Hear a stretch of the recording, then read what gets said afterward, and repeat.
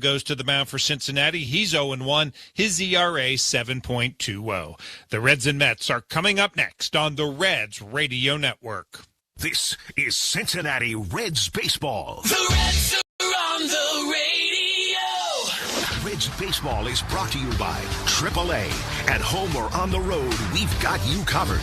Bar S Foods, quality meats that are just right. From hot dogs and sausage to deli meats and more, Bar S is just right. Western and Southern Financial Group, life insurance, retirement, and investments. Tri-Health, the official healthcare provider for the Cincinnati Reds. Kroger, fresh for everyone. PNC, the official bank of the Cincinnati Reds. Reds baseball is also brought to you by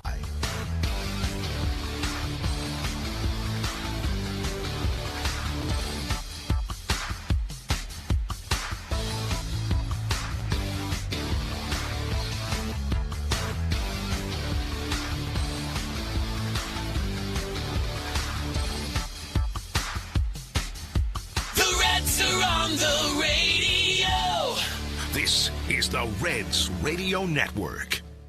Reds fans, the Ohio Lottery postgame concert series is back for the summer. Join your Reds for baseball and live music after select games this season, featuring country music's California Cowboy, John Party, the famously masked EDM artist and producer Marshmello, the boss Rick Ross, and hip-hop artist Ludacris. Plus, you can upgrade your tickets to enjoy these shows up close with a field pass. For tickets and more information, visit Reds.com/concerts. Calling all Reds fans. Stop by your local United Dairy Farmers store this month and use the UDrive Plus app to save big on Hershey's and Reese's products for just $6 or 2 standard size for just $4. And it's a great time to try the new Reese's Oreo Peanut Butter Cup. Save on Hershey's and Reese's at your local United Dairy Farmers today. If you're not a member, download the UDrive Plus app and register now. Offer good while supplies last, only at United Dairy Farmers. Think a printer is just a printer? Think again. Today's multifunction printers store sensitive data, connect to your network, and can be a prime target for hackers. At Modern Office Methods, Cincinnati's authorized RICO dealer, they help you secure your devices with advanced encryption and authentication controls. Mom protects your data with automated deletion of stored documents and detects threats in real time with built-in security alerts. Visit momnet.com to secure your print environment today. Modern Office Methods, secure technology for a secure workplace. Hi, this is TJ Friedel. Through Reds Country Cares, we want to help bring awareness to this great cause. Center for Healing the Hurt offers pro bono trauma counseling to youth age 5 to 18. Through specialized training, they at the center transform trauma into healing and hope for families. If your child has experienced any type of trauma, they can help. To learn more about Reds Country Cares, visit reds.com/unity.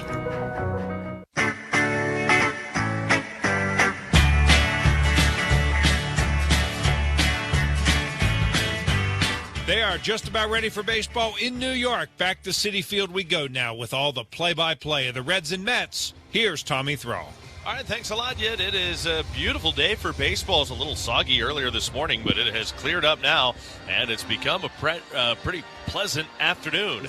Let's take a look at today's starting lineups. They are presented to you by St. Elizabeth Healthcare and the Young Family Cancer Center, a regional leader in cancer care. Start your cancer game plan today at stelizabeth.com/Reds.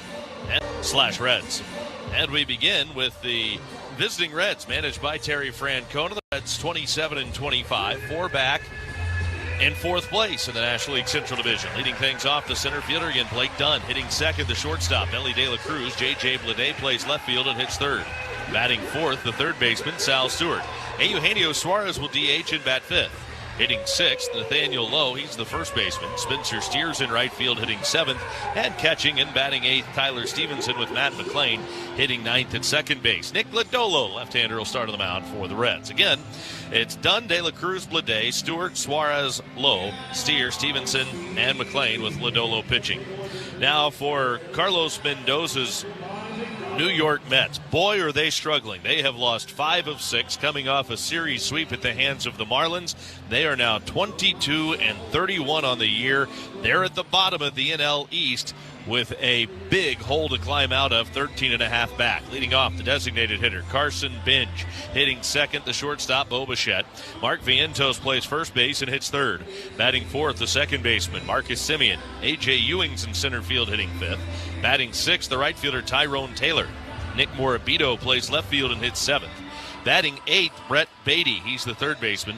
And catching and hitting ninth, Luis Torrens. Nolan McLean on the mound for the Mets. Once more, Binge, Bichette, Vientos, Semien, Ewing, Taylor, Morabito, Beatty, and Torrens with McLean pitching.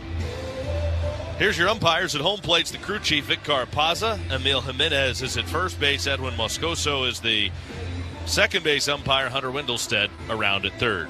Pleased as always to be joined by Chris Welsh. I'm Tommy Thaw. Great to be with you today at Citi Field in New York. And Chris, this is a struggling Mets team. And with the exception of his last start, the pitching hasn't been a problem, especially that of Nolan McLean. You know, Tommy, there is a saying in baseball, it's not who you play, it's when you play them. And I think that really holds true in this ball game today, this whole series. The Mets are not playing well. They've got a number of players on the injured list.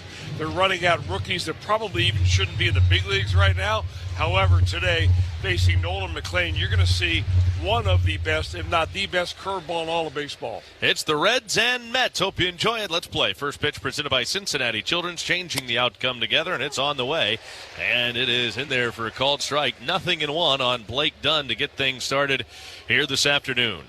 Dunn standing in. He is 13 for 37. It's a .351 mark, a home run, couple of RBIs. McLean misses up and in with a breaking ball to even the count on Dunn. 1 ball, 1 strike. His last contest in the second game of the doubleheader against the Cardinals, he was 2 for 6. The pitch swinging and a foul. He ended up having the game-winning RBI, as you may remember, grounding one back up the middle. It ended up being a fielder's choice, but it scored Spencer Steer from third, and the Reds walked it off in 11 innings over the Cardinals to split the doubleheader and, in turn, split the series. A game apiece. 1 ball, 2 strikes, the count on Dunn. Nolan McLean brings it home. Breaking ball fouled over the net right side. Still a ball and 2 strikes on Dunn. Dunn led off the last game for the Reds, and that was the first time in his career he has ever started in the leadoff spot. Back in there again today against the Mets. The 1-2. Swinging and a miss. Got him with a breaking ball, and down on strikes, Blake Dunn. Make no mistake about it, as bad as the Mets have been playing, the pitching has not been the problem. Now, you look at McLean. His last time out, he got bombed. Of course, his defense didn't do him any favors in his last start against the Nationals when he gave up 9 runs. Only 6 were earned, which is still a lot over the course of 5 2/3 innings. Surrendered 8 hits in that game, gave up a couple of home runs. McLean delivers, and Ellie takes way high and outside for ball 1. 1-0 on De La Cruz. 288, 12 home runs, 35 driven in. Up there left-handed against the right-handed throwing McLean. He fires, and a breaking ball way low and inside, diving down and in, but Ellie right over the top of it, and the count is even. 1 ball, 1 strike. You know, you might make an argument that of all the pitchers that you face, Nolan McLean might be the guy you want to move up a little bit in the batter's box, because he throws that curveball, it's almost unhittable. Swing and a miss. Now he comes back with a fastball sinking away from the left-handed hitting De La Cruz. Yeah, there's no question that he's got as good a stuff as anybody out there. Right now, he doesn't have much of a playing group behind him that has given much of some offense to work with. It's a 1 ball, 2 strike count on De La Cruz. McLean back to the plate now. The 1-2 pitch. Breaking ball and a good one. Locked him up. Strike 3 call. Back-to-back strikeouts for Nolan McLean. 2 gone here in the first inning. McLean's making his 11th start of the year. He is 2-3 with a 3.57 ERA, 58 innings, and 69 strikeouts coming into this start over those 58 innings pitched. He has walked only 17.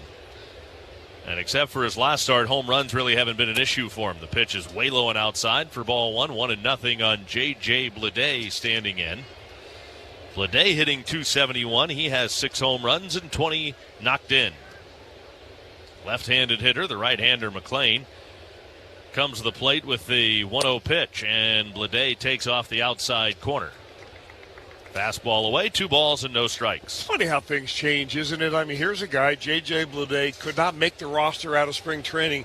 Now he's batting number 3 behind Ellie De La Cruz. Swung on, fouled back, and the count's 2-1 on J.J. Bleday. You talk about making the most out of your opportunity. Bleday has certainly done that. He was hitting well in AAA Louisville, and he has just kept hitting since he got to the big leagues. McLean's 2-1 pitch, and it's grounded foul, first base side. The count is even at 2 balls and 2 strikes.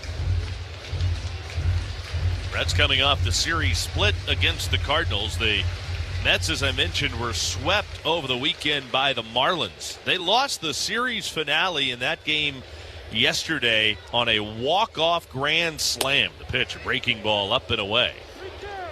So the count runs full, 3-2 on J.J. Bleday. This is a Mets team that came into this year with the highest payroll, not in the National League, but in baseball. And strike 3 called. Nolan McLean strikes out the side in the first, freezing Bleday. We go to the bottom of the first. It's the Reds 0, and the Mets coming up on the Reds Radio Network. Being a parent comes with a lot of questions. That's why Cincinnati Children's Primary Care is here to make things easier. We've got neighborhood locations across the tri-state with many open evenings and weekends. And we accept most insurance plans. Our pediatricians take the time to listen and explain, supporting your child from newborn days through the teen years, including mental and behavioral health. And if something comes up after hours, our nurse helpline is there 24/7. Cincinnati Children's Primary Care, partners you can count on. As a family-owned company and a top workplace in the region, JTM Food Group has been pioneering kettle-crafted culinary solutions for years. From tantalizing dips to mouth-watering sauces and more, we lead the pack in delivering high-quality, on-trend items to the entire food service industry. But it's not just about the food. It's about our commitment to doing things the JTM way, with passion, integrity, and a dedication to God and His people. Taste the difference today and learn more at jtmfoodgroup.com. JTM, let's create great dishes together. Saving money on your outdoor needs at Menards. Liquid Fence Deer and Rabbit Repellent prevents animals from damaging your garden. It provides long-lasting, rain-resistant protection and can be used on flowers, shrubs, trees, and more. Save big on Liquid Fence Deer and Rabbit Repellent. On sale now through May 31st. Plus, check out our weekly flyer on Menards.com for more. Menards.com for more great deals happening this week. Save big money at Menards. With 60 nonstop destinations, CVG will get you from the dugout to your destination in no time. Make CVG your MVP for travel convenience. Visit CVGAirport.com for more information. CVG Airport, connecting you to home runs.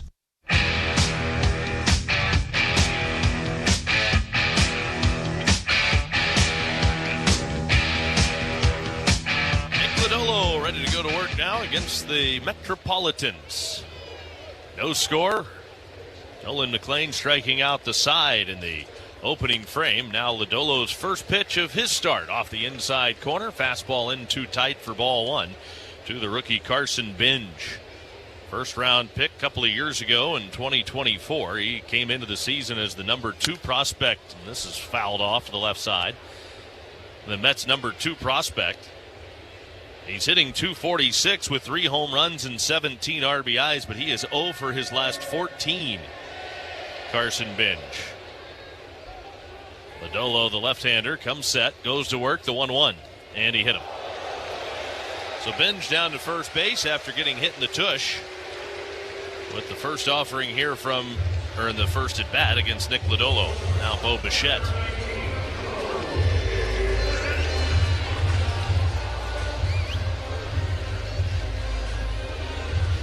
Well, the Mets gave Bichette a 3-year, $126 million deal. That was back in January. He has hit .218 with 5 home runs and 27 driven in so far. And Bichette takes a first pitch strike from Lodolo on the inside corner, 0-1. They were probably hoping for a little bit more production from Bichette than what they've had from him so far. It's been a slow start in a Mets uniform. Of course, that's nothing new. The 0-1 pitch, swinging a foul back, and the count is 0-2 on Bo Bichette. Doesn't matter whether you're here in Flushing or over in the Bronx. Sometimes it takes a little while to find your footing when you come to New York for the first time. Well, the question they always ask around here is, what have you done for me lately? You got that right. Here's the 0-2 pitch to Bo Bichette. And he takes strike 3 called over the inside corner at the knees. He's down on strikes. He'll drag the bat back with him. And there's one gone here in the first inning. That is an excellent pitch for Nick Lodolo right there. He is able to throw that inside fastball, and I'm not so sure the hitters pick it up that well. It kind of crossed the plate, looked like it was going to race inside off the dish, and it was right on the corner. Lodolo is making his 4th start of the year. The left-hander deals with Mark Vientos, who takes in off the plate, a right-handed hitter, and the count is 1-0 on Vientos. 231, 6 home runs, 23 driven in. Lodolo in his 4th start looking for his first win. 0-1 so far, 7.20 ERA, 15 innings, 11 strikeouts, 9 walks. Swinging a foul tip in and out of the mid of Tyler Stevenson, and it's a 1-ball, 1-strike count on Vientos. The hit by pitch of Carson Benj, already the 4th batter that Lodolo has hit this season. Left-hander readies at the belt, eyeballs the runner Benj at first, and now comes home. Swing and a miss. That ball just disappeared under the bat of Mark Vientos, who swung right over the top of it. And Vientos finds himself down to the count, of 1-2 strikes. Really good changeup from Lodolo to set him up. See what he comes back with here on this 1-2 offering. Lodolo ready, and here it is. Instead, he'll pick to first and chase Benj back to the bag. Western and Southern Financial Group wants to strike out cancer all season long. Every time a Reds pitcher strikes out a batter, Western and Southern makes a donation to support cancer research, education, and care in the greater Cincinnati area. When it comes to fighting cancer, we're all in this together. Lodolo's 1-2 pitch. Swing and a miss, struck him out. Got him with a high fastball. Back-to-back strikeouts for Lodolo after he hit Benj to start the game. Now Marcus Semien. Well, today is Memorial Day, and on this Memorial Day and throughout America's 250th year, baseball honors those who made the ultimate sacrifice for our country. Learn how you can support grieving military families at MLBtogether.com. First pitch to Marcus Semien is on the inside corner for a called strike, and a first pitch curveball from Lodolo. 0-1 on Semien. He's only hitting .214, and he's the cleanup hitter in this Mets lineup. Lodolo's 0-1 pitch, changeup and a good one, fading down and away from the right-handed hitting Semien. He couldn't hold up. He offered at it, flailed at it's probably a better way to put it. He's down to the count 0-2. You get a swing like that when a hitter just simply doesn't see the ball out of your hand. 0-2 on Lodolo. There goes the runner, the 0-2 pitch, up and in, throw to second, and they got him. Great throw from Stevenson down to McLean, covering at second, and caught stealing Benj to end the Mets' first inning. So good job by Lodolo to work around the hit by pitch, and we go to the second inning. Reds Radio Network.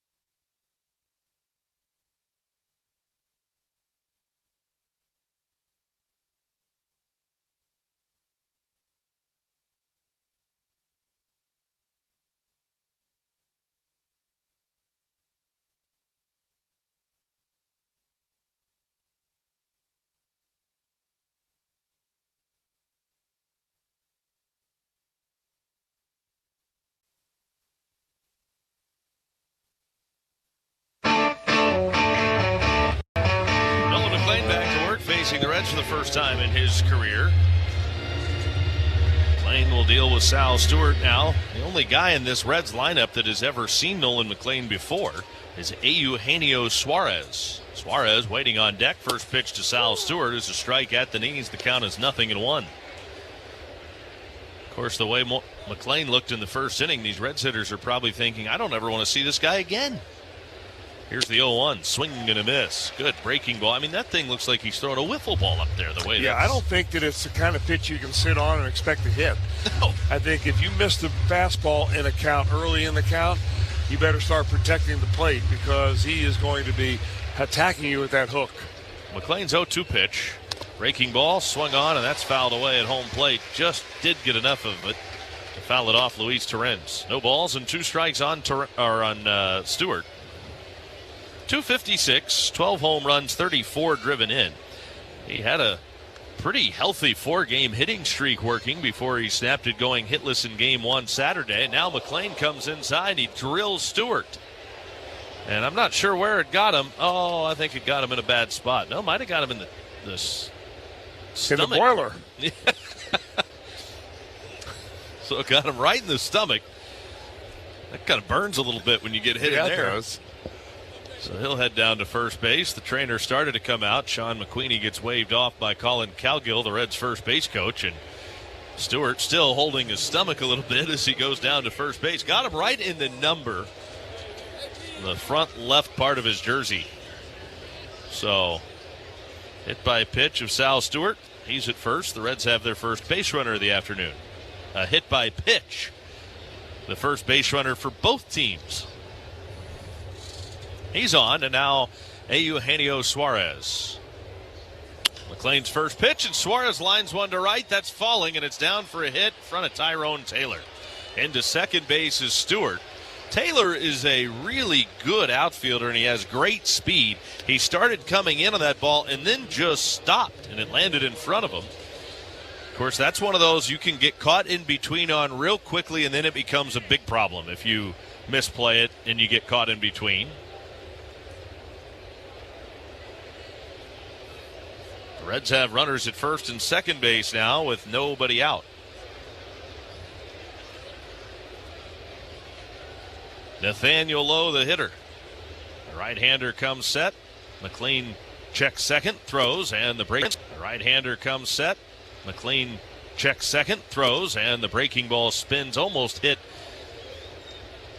Lowe in the foot, but he backs out of the way of it.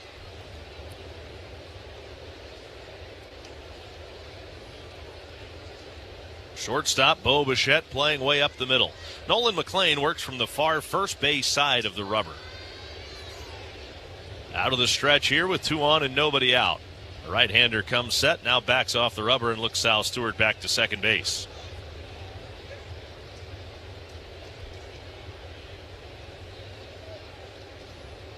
Nolan McLean ready and throws, and the pitch is off the outside corner to Nathaniel Lowe.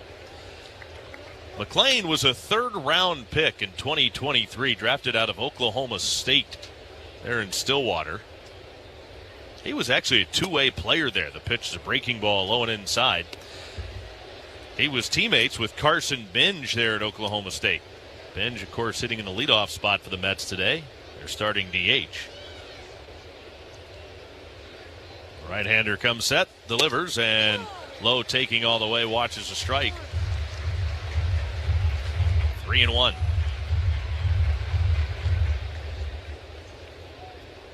McLean eyeballing the runner at second base. And the 3-1 pitch to Nathaniel Lowe is right in there for a called strike. Fills up the count, 3-2. Reds with a chance to do a little early damage. After McLean struck out the side in the first inning, he has allowed the first 2 to reach here in the second. A hit by pitch and then a base hit. McLean home with a payoff, and a breaking ball fouled away, spoiled by Lowe at home plate over by the Mets dugout.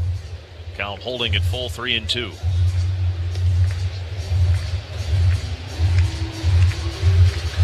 Mentioning that McLean was a two-way player at Oklahoma State, as was Carson Benj. 3-2 pitch. And just a little bit too high, ball 4. Loaded with nobody out here in the second inning as we pause for station identification on the Reds Radio Network.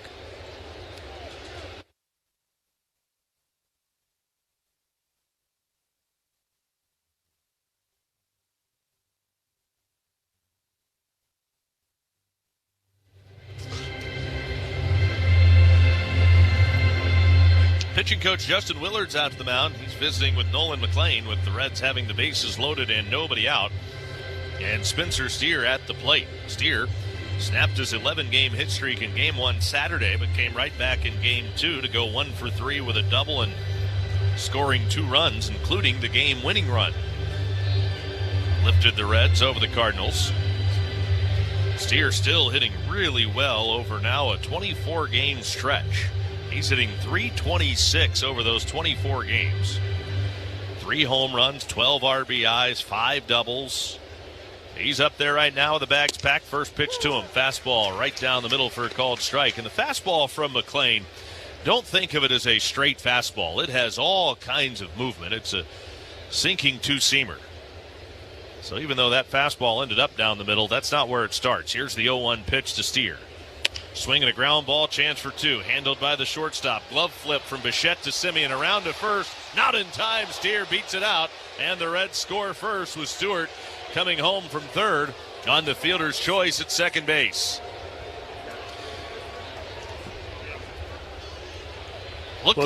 It looked like an automatic DP lane double play ball right to the shortstop. Doesn't get any easier than that. It looked like the flip, though, from Bo Bichette to the second baseman, Simeon. He did it with his glove in one motion, but the ball took a long time to get there. And the hustling Spencer Steer beats it out by just a hair at first base. They won't challenge. Reds have him at the corners. A run home. The Reds striking first. It is 1-0. Tyler Stevenson's at the plate. See if the Reds can play add-on now.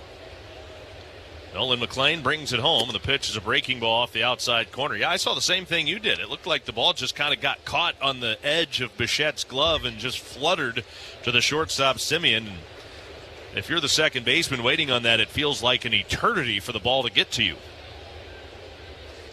1-0 pitch. And Stevenson watches the fastball sink to the inside corner at the knees. You know, I never turned a double play or even started a double play as a shortstop, but I think it would have gotten there quicker had he gone down with both hands and then flipped it to him with his bare hand. Kind of the way that you're taught. You don't get style points for that, though. 1-1 in there for a called strike. Of course, the pitchers union just cares about the outs. We like those outs, but, you know, you have to hand it to Steer. You know, that's the difference between hustling super hard to get an RBI and a run in rather than kind of giving up thinking, I just hit into a double play ball. Now he gets an RBI, his 19th of the year. 1 ball, 2 strikes on Stevenson. Nolan McLean ready. Set of the belly and the 1-2 pitch. And it's in the dirt. It gets by the catcher. High off the screen. Here comes Suarez to the plate. 2-0 Reds, and Steer into second on the wild pitch from Nolan McLean. Well, that's the downside of having that kind of wicked movement. If it gets away from you, it can get way away from you. And he threw that halfway into the left-handed batter's box.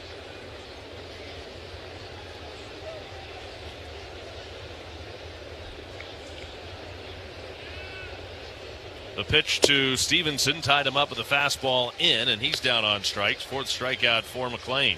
You know, you don't have a curveball like McLean unless you're trying to spin it as absolutely hard as you can every time you release it. There is no such thing as a get-ahead curveball with Nolan McLean. I mean, everything is, I'm going to put you away with this pitch. And you're right, Tommy, you're right on it. You're going to throw some really wild, uncatchable pitches.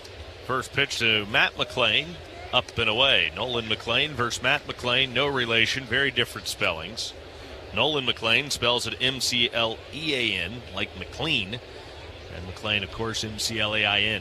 Pitch. He swings, pops it into the seats foul. First base side out of play. Matt's trying to snap an 0 for 15 in his last 3 games. He has struck out 5 times in that stretch and hasn't walked. He's batting with an RBI opportunity right now. Spencer Steer standing down at second base with 2 outs.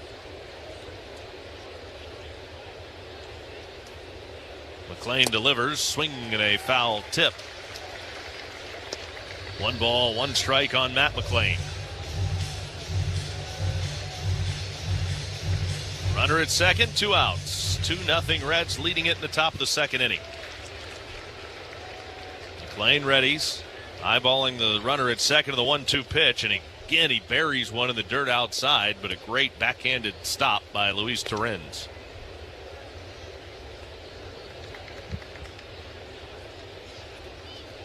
Right-hander against right-hander, the first 2 reaching on a hit by pitch and a single in this inning. Reds got the first run on a fielder's choice, second run on a wild pitch, and now the 2-2. Swinging a ground ball deep short. Bichette circles around it. Fields throws low, but scooped at first on the short hop by Vientos to get McLean. And over the Reds will take a pair, though, in the second. We go to the bottom of the second inning. Reds 2, Mets nothing on the Reds Radio Network. It's knowing that your door is always open and your path is free to walk. Life can throw a lot at us, but through all the ups and downs, your financial future will be ever gentle on your mind with Western and Southern. From life insurance to investments, our one-on-one guidance is customized for your needs today and in the future. Western and Southern, life insurance, retirement, and investments. Visit westernsouthern.com/rest assured to get started today. Ever smiling, ever gentle on my mind.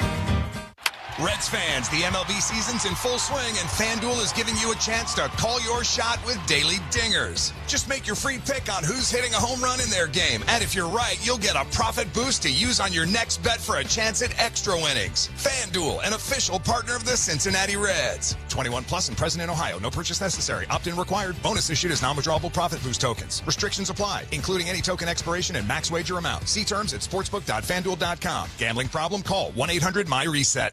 Your business is molded by your industry, and your advisors should be too. At Dean Dorton, we take an industry-first approach, building teams of specialists who understand your field inside and out. That means guidance that's informed, relevant, and practical insight you won't get from the standard firm.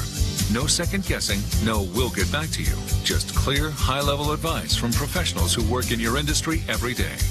Learn more at deandorton.com/Reds. That's deandorton.com/Reds. Klosterman Baking Company is hiring. Get on-the-job training, excellent benefits, 401k, and more. Visit klostermanbakery.com/careers. Klosterman Bakery, where family values are baked right in. Klosterman, better, you bet. The Reds strike first in this ball game here this afternoon and lead it 2-0 as the Mets bat in the bottom of the second inning. Marcus Semien to lead things off for the Metropolitans. Lodolo back to work. First pitch, Semien skips it to the shortstop. Ellie up with it, fires right on target in time to get Semien, and there's one gone here in the second inning. Well, what you love really here is you get a quick 1-2-3 inning. You get Nolan McLean back out on the hill. You make the defense get out there for some more pitches, and you've already struck 2, so you've got the momentum of this ball game going for you. A.J. Ewing came into the season as the number 6 prospect in the Mets system. First pitch to him is a strike called. He's from not far from outside of Cincinnati, Ewing. He was drafted by the Mets in the 4th round out of Springboro High School in Springboro, Ohio. The pitch down and away. Count is even, 1 ball and 1 strike. Actually calls Kettering, Ohio home. Right outside of Dayton. Hard Reds country right there. 1-1. Swing, and it's smashed on the ground through the right side. So the Ohio native breaks up whatever no-hit bid Nick Lodolo had going, even though we're only 1 out into the second inning, but he has the Mets' first hit today. You know, of all the guys in this Mets lineup that you would think would have the first hit, he probably would be the last. He's one of only 2 left-handed hitters in the lineup for the Mets today, and he's also only 21 years old. The consensus around New York here is that he really still ought to be in the minor leagues, simmering a little bit, but he is playing very well as a big leaguer. He's off the bag at first base, and now Tyrone Taylor takes a look at the strike. The count is 0-1 on Taylor. Taylor, of course, you remember, in a Milwaukee Brewers uniform. That's the team that originally drafted him. He was a 2nd-round pick came up with Milwaukee. Now Taylor tries to drop down a bunt. Does. It lands in the grass, left of the mound. He can fly, but Lodolo picks it up with the bare hand and fires a dart to first to get Taylor. It'll go as a sacrifice bunt. He was looking for a hit there. Play goes 1-3, and Ewing up to second base now with 2 outs. I think it was not a bad idea to bunt right here if you're Taylor, but if you're going to bunt off of a left-handed pitcher, pushing it down the right side of the infield is way better than the way that the pitcher falls off is over towards third. Nick Morabito now at the plate with a runner at second base and 2 outs. Lodolo's first pitch to Morabito is off the plate outside. Let's see if we can get the trivia question in before we get interrupted. 2 of the 3 pitchers that occupy the top 3 spots on the Reds' all-time list for career saves also pitched for the Mets during their careers. Which one did not pitch? Fouled. Back behind home on a bunt by Morabito. Count is even, 1 ball, 1 strike. Reds trivia presented by the Reds Hall of Fame and Museum. 2 of the 3 pitchers that occupy the top 3 spots on the Reds' all-time list for career saves also pitched for the Mets. Which one did not? A, Danny Graves, B, Francisco Cordero, or C, John Franco? We know Franco did. I think it's Danny Graves. Hey, what do you think? Was it Cordero? 1-1. Swing and a miss, 1-2. Let's see.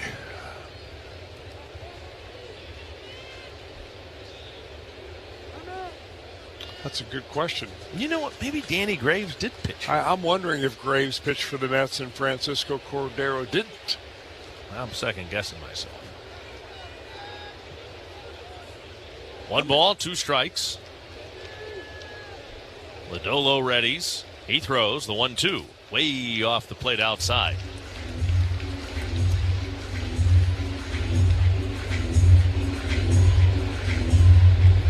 Balls, 2 strikes on Morabito.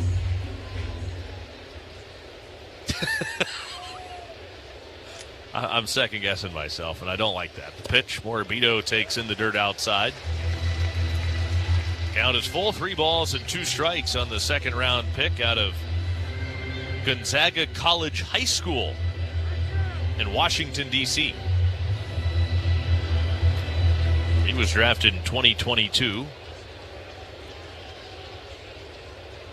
Morabito sets, looks at the runner at second, throws the 3-2 pitch, strike 3 called. Got him looking, fastball at the knees, froze him, and the inning is over. Lodolo has 3 scoreless innings. Reds have a 2-0 lead. Chris has it when we come back in the third on the Reds Radio Network.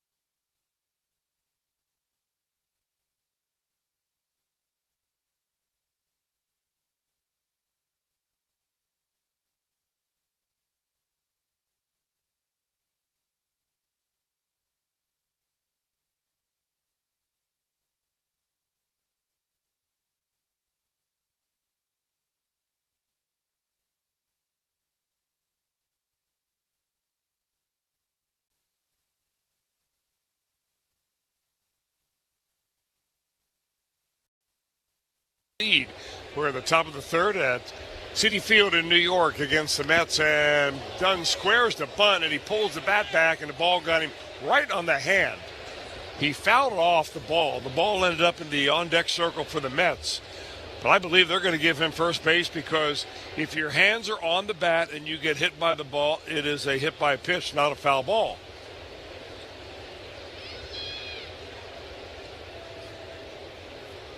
It looks like that Sean McQueenie, the trainer, now Terry Francona out of the dugout to take a look at Dunn. They're holding his right hand, looking at the back of probably his index finger, maybe his middle finger. He went to bunt, and that ball came right inside on him, and boy, it got him square. And he's going to stay in the game, and now they're going to call it a foul ball because he was attempting to actually bunt. He did not pull the bat back fast enough. So that supersedes everything, and now Nolan McLean has a no-ball, 2-strike count to Blake Dunn. Dunn, a strikeout victim in the first inning. That's when Nolan McLean was on a strikeout binge, and that fastball misses upstairs, and it's 1 ball, 1 strike.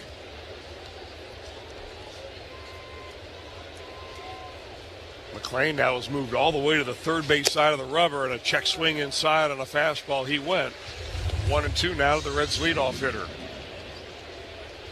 Interesting to see a pitcher move from side to side on that pitching rubber. So now McLean is out of the full windup. Dunn awaits, holds the bat high, deep in the batter's box.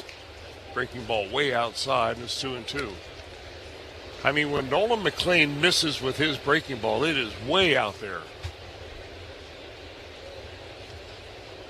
The 2-2 is swung on, fouled off right side. Dunn trying to take it to right field.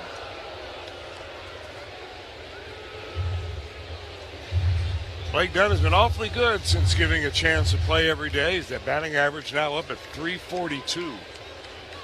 Swinging a little chopper to third base. Here comes the charging third baseman Beatty, and he throws it wide to first base.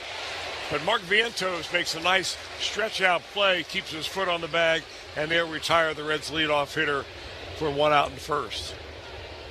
I think the Reds are going to want to review that, and no, they will not. Dunn hesitated over at first base, didn't come in until the Reds dugout indicated there would be no review. That's a nice play by Vientos down there. We've seen him already in a couple of innings play a couple really good defensive plays.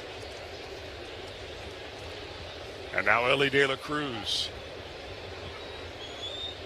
Heading left-handed, Cruz awaits. And a swing and a miss, chase the high heater. And now against the lefty, Nolan McLean has moved all the way to the first base side of the rubber. Full windup and a swing and a foul at the plate. That one got the catcher, Luis Torrens. Torrens is going to take a little moment till he gets up and scoots around a little bit, try to get his breath. That got him in a very sensitive spot. Well, you know, Chris, we've seen hitters throughout the history of the game move around in the batter's box, but you just, like you said, you just don't see pitchers do that very often on the rubber. Sometimes you'll see a left-hander do that when he goes left on left, especially a side armor to give him a little better angle. But I have not seen it really happen very much in the last few years. It's almost like it's a strategy of the old days. No balls and 2 strikes to Ellie. Swing and a miss. Blew him away on 3 pitches right there. Ellie gets struck out for the second time. That is 5 in the ball game so far for the right-hander McLean.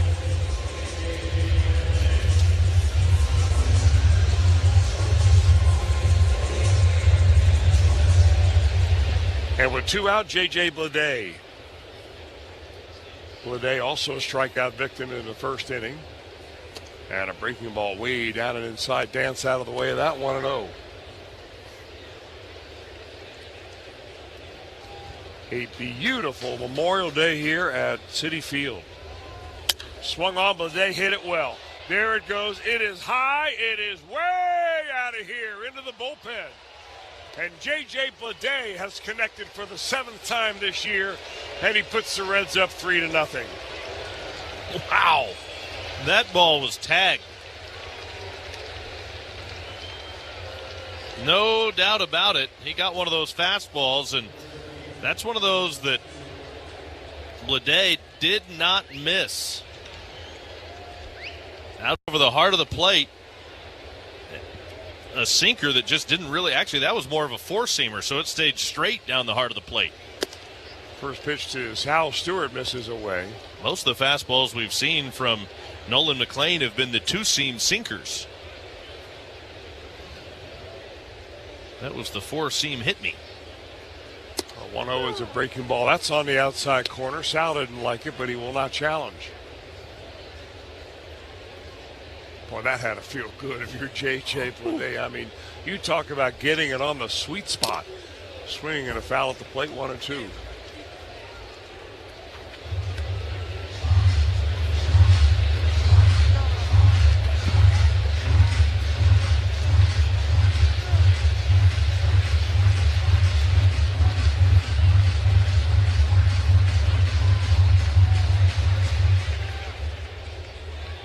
Sal Stewart settles in, waiting for the 1-2 pitch from Nolan McLean. Breaking ball inside. 2-2. 2 balls, 2 strikes, 2 outs. Reds up on the Mets 3-0. We're here in the top of the third inning on a pretty much sunny day in New York City. Started out rainy, overcast, even a little bit chilly. Going to warm up into the low 70s here this afternoon. Breaking ball away, and it's going full.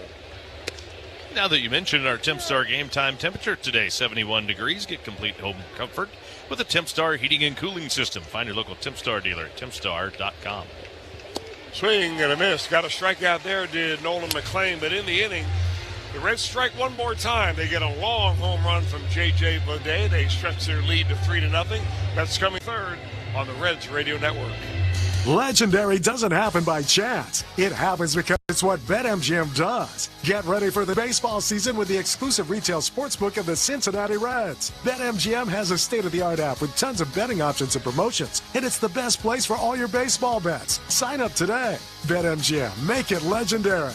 Gambling problem? Call 1-800-GAMBLER. In partnership with MGM Northfield Park. 21 plus and present in Ohio. Subject to eligibility requirements. Rewards are non-withdrawable bonus bets that expire in 7 days. Hey, Reds fans, it's Dan Horde. Graders in Kings Island have crafted something indulgent, delicious, and spooky. The Phantom Theater has returned, and with it, a new limited-time Graders flavor, Ghost Notes. It's a grape marshmallow ice cream loaded with marshmallow cookie dough. Now in scoop shops, on International Street in Kings Island, and at Graders.com. Get it while it lasts. Graders. Taste the greatest. Tommy Throwoff, voice of the Reds here. If your current defense can't handle a lineup of pests, it's time to make a call to the bullpen. Rose Pest Solutions can mow down pests of all kinds year-round with the Rose Home Service Program. Depending on your needs and budget, you can choose from basic, advantage, or premium levels, all of which come with a dedicated technician. The Rose Home Service Program is the ideal way to stay ahead of pest invasions all year long. Pest problem? The Rose Home Service Program is the solution. Call the pros at Rose at 800-966-ROSE or visit RosePestSolutions.com. Champion Windows and the Cincinnati Reds are teaming up to give you a home run deal. Right now, we're offering buy 2 windows, get 2 free. And for a limited time, Reds fans can get an additional $1,000 off a sunroom using promo code GOREDS. Call or schedule your free estimate online at ChampionSaveNow.com.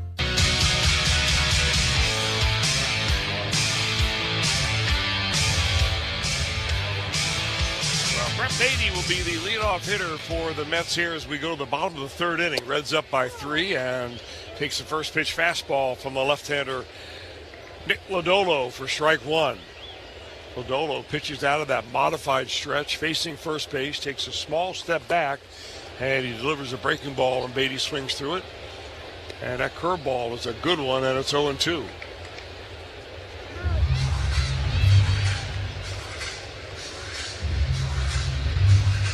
Mets have had a hard time scoring runs, and that may be the understatement. They scored 2 runs in their entire 3-game series down against the Marlins. Fastball just off the plate. Good pitch, just missed the outside corner, and it's 1 ball and 2 strikes. They'll play Beatty, the lefty, here a little bit around the pull, and that one's off the plate.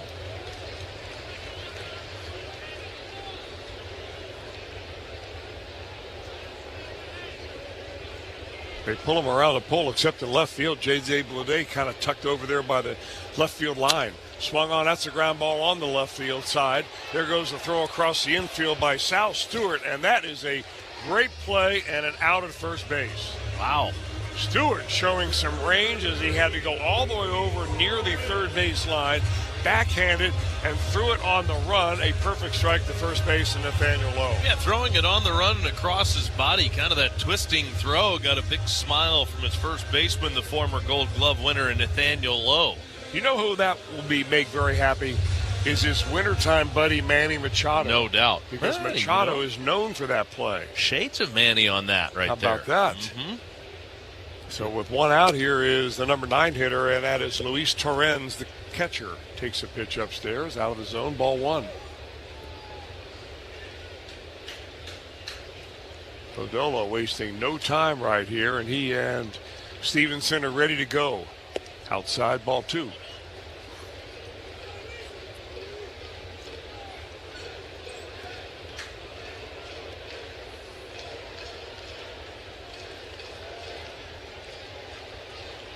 Long look now for Lodolo. The step back.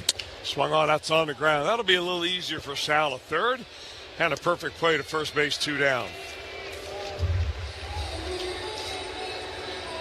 Well, Memorial Day is more than just an unofficial start of summer or a day at the ballpark. It's a day of gratitude and remembrance for those that have given the ultimate sacrifice to us so that we can enjoy days like this at the ballpark with our families and friends. And we wish to thank every service member out there, those that have served, those that are serving, and those that will, to make us happy and safe in this, the greatest country of the world, the United States of America. First pitch now to Carson Benj is a little fastball off the outside corner, strike 1. Stevenson sets up outside. The pitch is inside on the corner, strike 1. So it's 1 ball, 1 strike to the young left-handed hitter. Benj is only 23 years old. And Lodolo works a breaking ball swing and a miss, had him way out in front.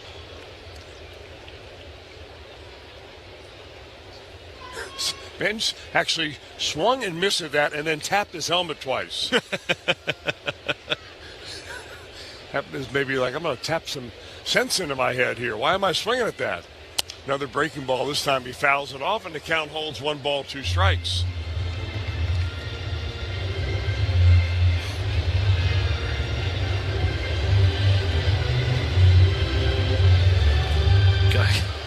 Can I review my own judgment? Yeah, exactly. Can I get a recall on that, please? The 1-2 is swung on. That's going to drop into shallow left center field on 1 hop. And it'll be a 1-out base hit, or a 2-out base hit for the Mets here in the 3rd inning.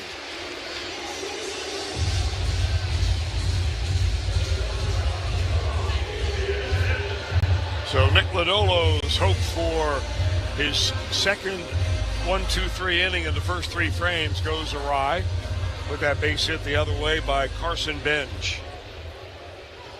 Benj is fast. Got to watch him at first base. Bo Bichette up. Powerful shortstop, right-hander, swing and a miss at a high heater. And that's a pitch that in his career he just can't lay off. And he's not having the kind of year that he has had in the past. Only 5 home runs for Bichette. Signed a big-time 3-year deal here with the Mets in the offseason. Swing and a miss, chased an off-speed pitch, pulled the string on him, and it's 0-2.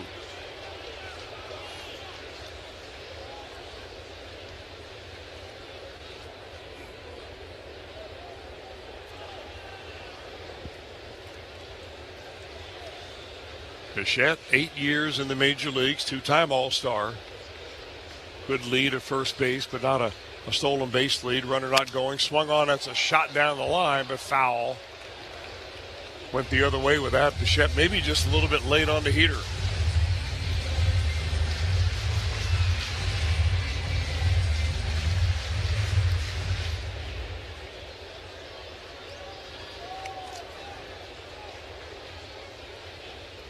No balls and 2 strikes. 2 out in the inning, a runner on. Here comes the pitch by Lodolo, misses outside. Lodolo is throwing a lot more strikes in this ball game than he did in his last outing. That was against the Philadelphia Phillies. He uncharacteristically walked 5 batters in that game. Struck out only 3. Has not walked a batter yet. Pitch is swung on. That's on the ground. It'll scoot right by the first baseman, Nathaniel Lowe. The runner, Carson Benj, good speed. He'll go all the way to third. And the Mets now with 2 outs have him on the corners.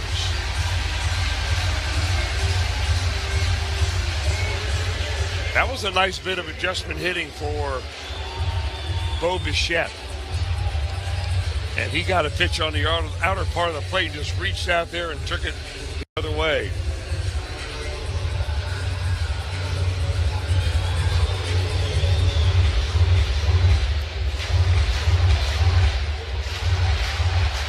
And now the number 3 hitter is Martin Vientos.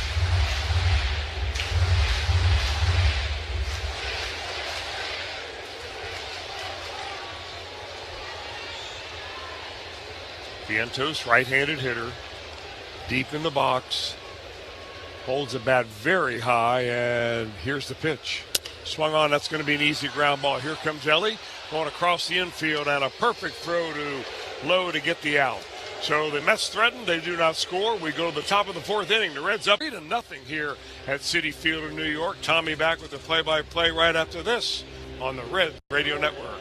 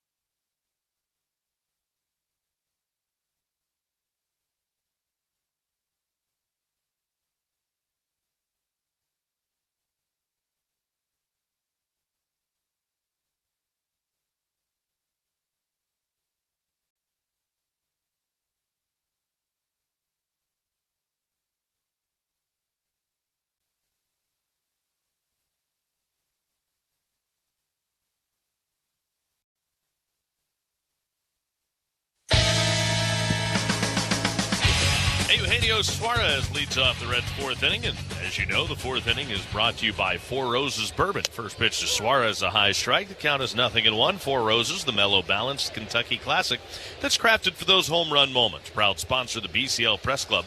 Presented by Four Roses Bourbon. Enjoy responsibly. The fastball runs in from McLean to Eugenio, and it's a 1-ball, 1-strike count. McLean's pitch way in too tight. And, you know, he almost hit Blake Dunn last inning. He did hit Sal Stewart. He about got Suarez there. 2-1 pitch.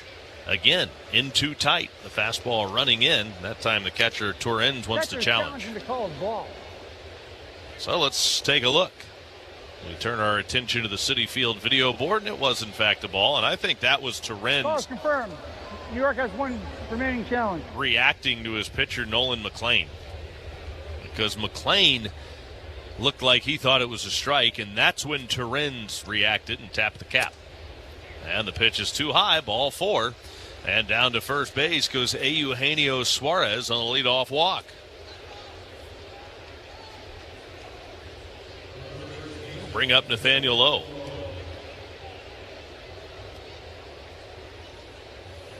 Hey, Reds fans, Kroger gives you more ways to save. Low prices in every aisle, digital coupons in the app, and fuel points to save up to $1 per gallon. Kroger, official grocery partner of the Reds. First pitch floats high, 1 ball, no strikes. on the first pitch to the second hitter of the inning, Nathaniel Lowe. 1-0 the count. Right-hander readies and brings it home, and that's in there for a strike called.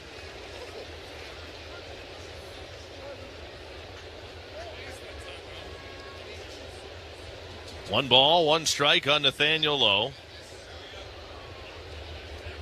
Out of the box now, he's back in again. Off the bag at first, Suarez. The right-hander sets and delivers the 1-1.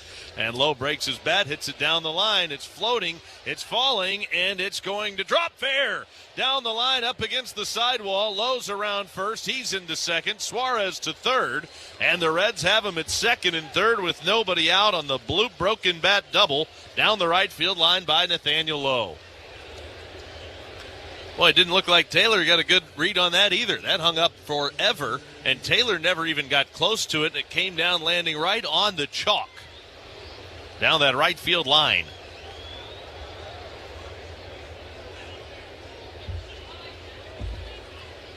Now the Mets have to play the infield in with Spencer Steer at the plate.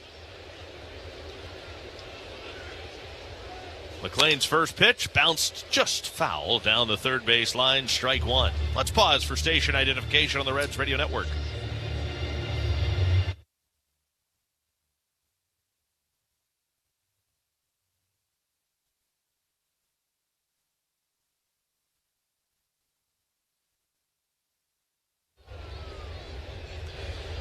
McLean nods the sign, throws the 0-1, and it's in for a strike. Fastball sinking to the inside corner, 0-2 on Spencer Steer.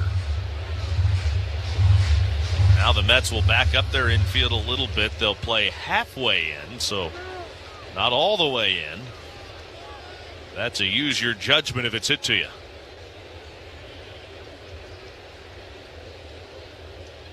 McLean ready.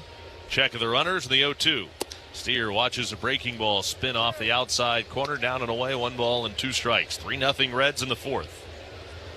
First game of this 3-game series. Reds trying to win back-to-back games. In fact, the Reds have won 3 of 4.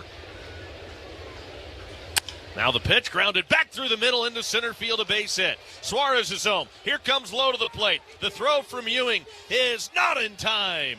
Lowe slides in safely ahead of the throw. It's a 2-run single through the middle for Spencer Steer, his second and third RBIs of the game, and the Reds have a 5-0 lead in the fourth inning.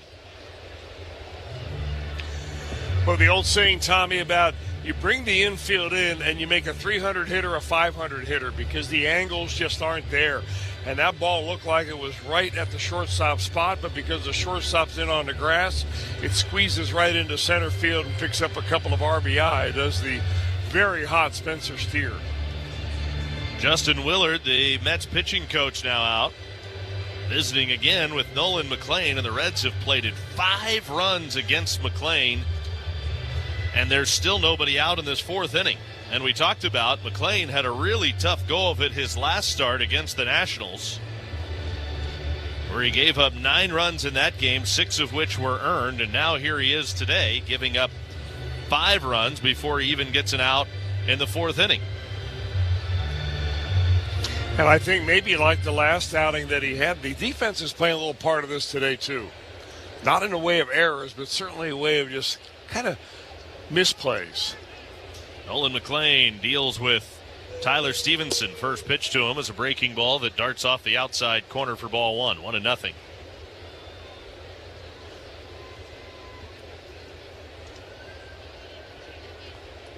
McLean has the sign, sets ready. Here he is with the 1-0 pitch. Stevenson watches one miss off the outside corner. Tyler Stevenson ahead of the count, 2 balls and no strikes, and McLean just kind of looking to be a little bit frustrated out there right now. 2-0 pitch. And Stevenson blasted to left field and deep, and it is gone. Straight away left field, just inside the foul pole, a 2-run blast for Tyler Stevenson. It is 7-0 Reds in the fourth. 4th home run of the year for Tyler Stevenson. And that was a no-doubter off his bat.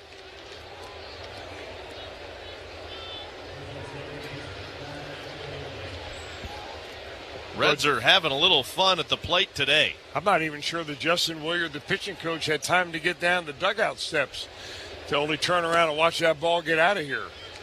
First pitch fastball off the outside corner for ball one to Matt McLean. Boy, he has thrown 2 pitches right down the middle, McLean has, and the Reds have demolished him. Fastball here, in for a strike to Matt McLean.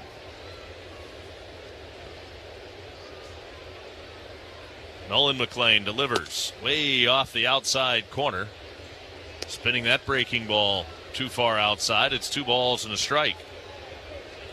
Well, you really put the Mets in a big hole in this series if you force Carlos Mendoza to go to his bullpen early.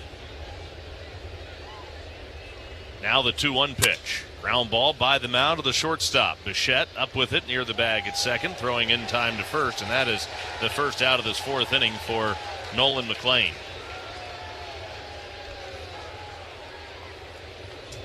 Two home runs allowed by Nolan McLean today. And this is a guy that just was not giving up home runs at all through the first part of the season.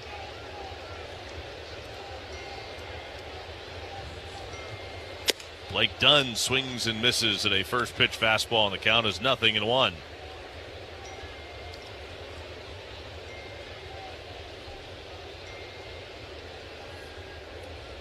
McLean's 0-1 pitch to Dunn. Swing and a miss. Breaking ball there, and the count is 0 balls and 2 strikes. I think, Tommy, what you're seeing today is results of pitching lessons and coaching where you learn pitches but not pitching. Mm-hmm. He's got great pitches, Nolan McLean does, but he really, for his age, doesn't know how to pitch yet. And that hits Blake Dunn. Got him with an 0-2 pitch and hit him. I mean, there's no reason with the stuff that Nolan McLean has that he would be struggling, outing after outing. Although he's had some good outings so far this year, obviously. But when he misses by a lot. And that shows me that he's just trying to throw the best pitch he can rather than just to get the hitter out. Well, his day is done. Carlos Mendoza to the mound. McLean had a 2.97 ERA and only surrendered 2 home runs through his first 7 starts. Since that stretch, Nolan McLean has now given 6 home runs in his last 4 games. And the ERA much higher, up well over 5 now after giving up 7 runs in 3 1/3 innings today. Pitching change made in the 4th. Runner at first base with 1 out. 7-0 Reds on the Reds Radio Network. At Cincinnati Children's, we're more than a hospital. We're your hometown health system with a global impact. Every day, we care for every child who walks through our doors because every child deserves the care we give. But we can't do it alone. Donor support is critical, especially now. Join us in making a difference for kids here at home and around the world. Visit CincinnatiChildren's.org/give today.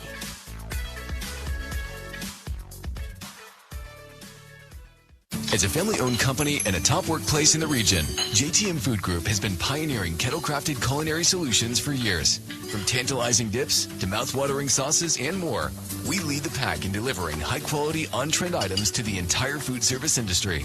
But it's not just about the food. It's about our commitment to doing things the JTM way, with passion, integrity, and a dedication to God and His people. Taste the difference today and learn more at jtmfoodgroup.com. JTM, let's create great dishes together. Some of the most interesting conversations and important questions about the present and future can happen around the dinner table with the ones you love. For answers you can trust, rest assured, Western and Southern's family of companies is always here, enabling you to cherish every moment, big and small, so you can live the life you want to live for generations. Visit westernsouthern.com/rest assured to get started today. Ever smiling, ever gentle on my mind.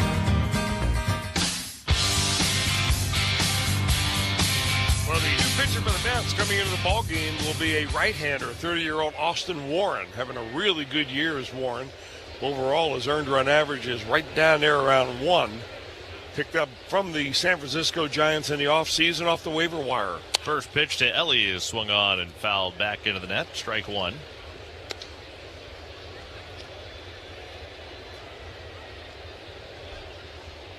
Dunn, the runner at first base. He's there with one out. Reds are leading it 7-0 in the fourth inning. Warren from the first base side of the slab throws low.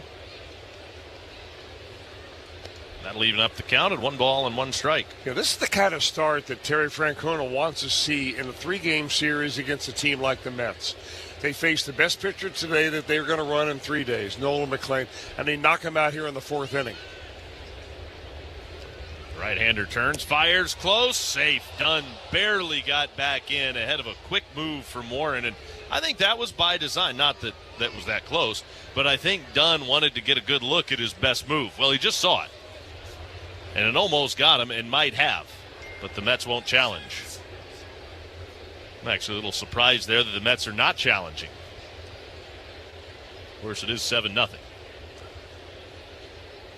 1 ball, 1 strike. And the pitch to Ellie is swung on and fouled back out of play. 1 ball, 2 strikes.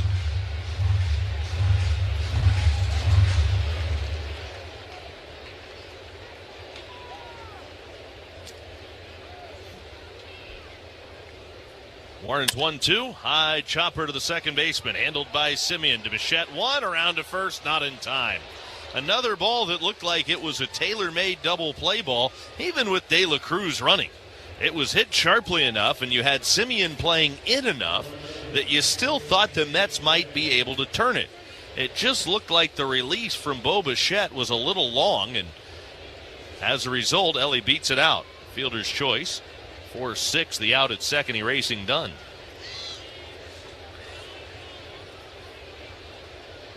J.J. Bleday now with a runner at first and 2 outs. Bleday homered his last time up, but a wave and a miss the first pitch he sees this at bat. He homered on a fastball right down Broadway. He wasn't going to get that same pitch again. Warren dropped that curveball on him. Now the 0-1. Up and away. Warren probably saw that home run ball close up as that home run that Bleday hit went over the Mets bullpen. Word gets fat round fast. I'm not throwing him that pitch. Yeah. And Bleday watches a pitch miss low. 2 balls, 1 strike. The count on J.J. Bleday.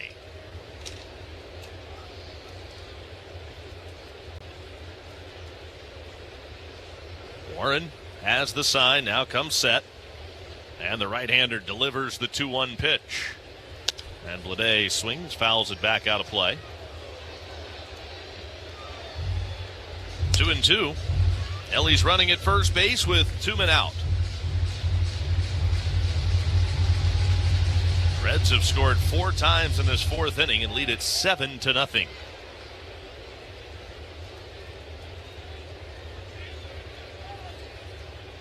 The 2-2 pitch.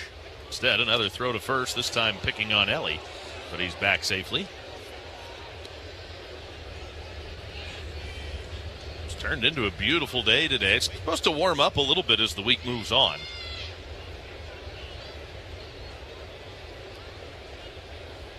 And 2 on Bleday. 2-2 pitch. And he takes down and away.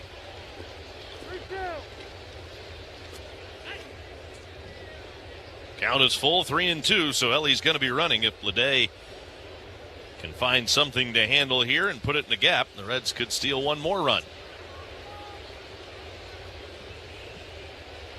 3-2, runner goes, ball 4, low and inside. Didn't offer at it. Checked his swing. They checked with Hunter Wendelstedt down at third, and he didn't go. And now the Reds have runners at first and second with 2 outs, and the 9th man to bat in the inning is Sal Stewart.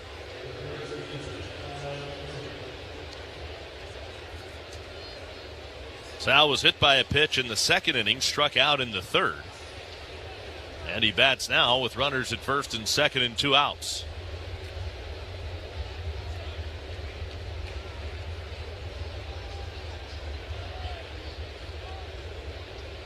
Right-hander Warren picks up the sign, straightens on the mound, a belt-high set, and his first pitch to Stewart is in on his knuckles, fouled back, strike one.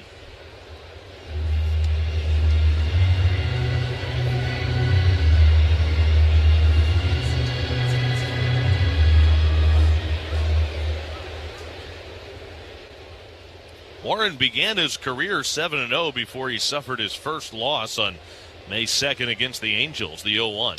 Swung on, fouled down the right field line by Stewart, well back into the seats. He's down 0-2.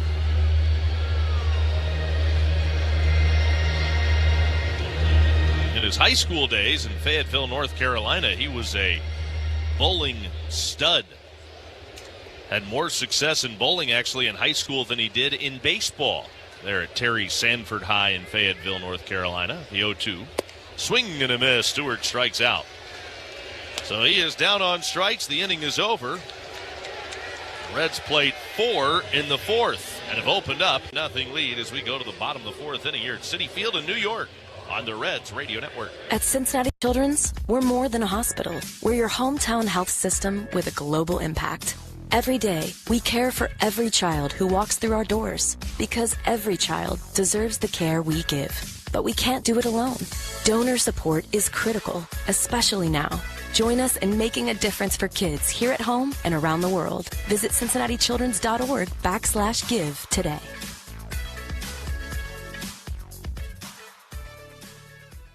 As a family-owned company and a top workplace in the region, JTM Food Group has been pioneering kettle-crafted culinary solutions for years. From tantalizing dips to mouth-watering sauces and more, we lead the pack in delivering high-quality, on-trend items to the entire food service industry. But it's not just about the food. It's about our commitment to doing things the JTM way, with passion, integrity, and a dedication to God and His people. Taste the difference today and learn more at jtmfoodgroup.com. JTM, let's create great dishes together. Get in the zone, AutoZone. Welcome to Markdowns for Miles at AutoZone. Got any markdowns on oil? We've got many markdowns on oil. How about on that new STP Any Mileage? You'll save $5 when you buy 5 quarts of STP Any Mileage with an oil filter and get up to 5,000 miles of protection. Heck of a markdown for quite a lot of miles. At AutoZone. Get in the zone, AutoZone. Restrictions apply. All through May, AE Door and Window has up to 15% off windows and doors from Clopay, Pella, and Provia. Up to $150 off LiftMaster openers. Combine and save 5% more. Save 5% more off your total order, plus 0 down and no interest for 2 years. Visit AEDoorsales.com.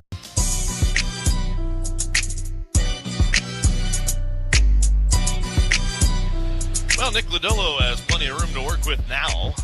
Reds are leading it 7-0. Bottom of the fourth inning. He goes to work against Marcus Semien, who swings and fouls it back. And as Chris was mentioning earlier, this is a Mets team that has had all kinds of trouble scoring runs, which, given that most of their money and their payroll is in their offense, doesn't really compute. But they are, if not last, they are next to last in just about every offensive team category in the National League. The pitch is too high. Count evens at 1 ball and 1 strike on Semien.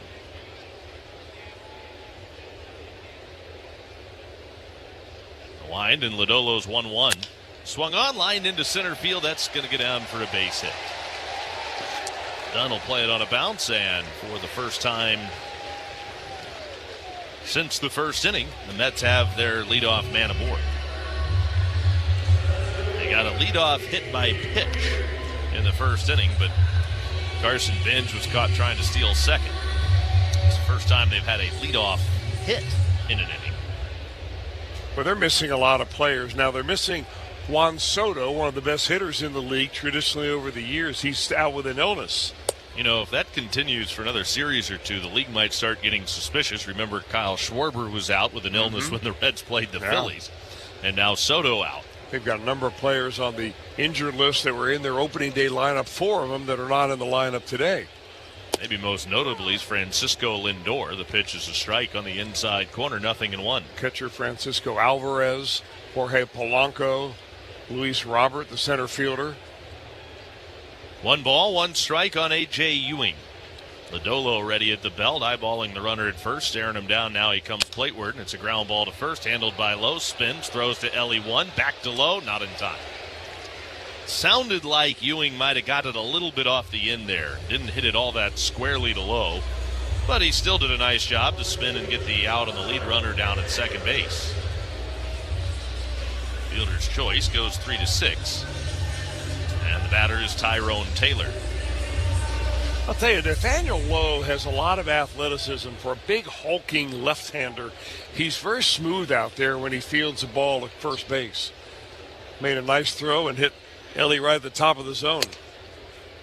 First pitch a little bit too high on the outside corner. Fastball that counts 1-0 on Tyrone Taylor. Of course, Ellie's a pretty good target for an infielder to try to throw the lead runner out on. The 1-0. Swing and a miss. You have a hard time throwing it over his head, wouldn't you? You would have a difficult time, yeah.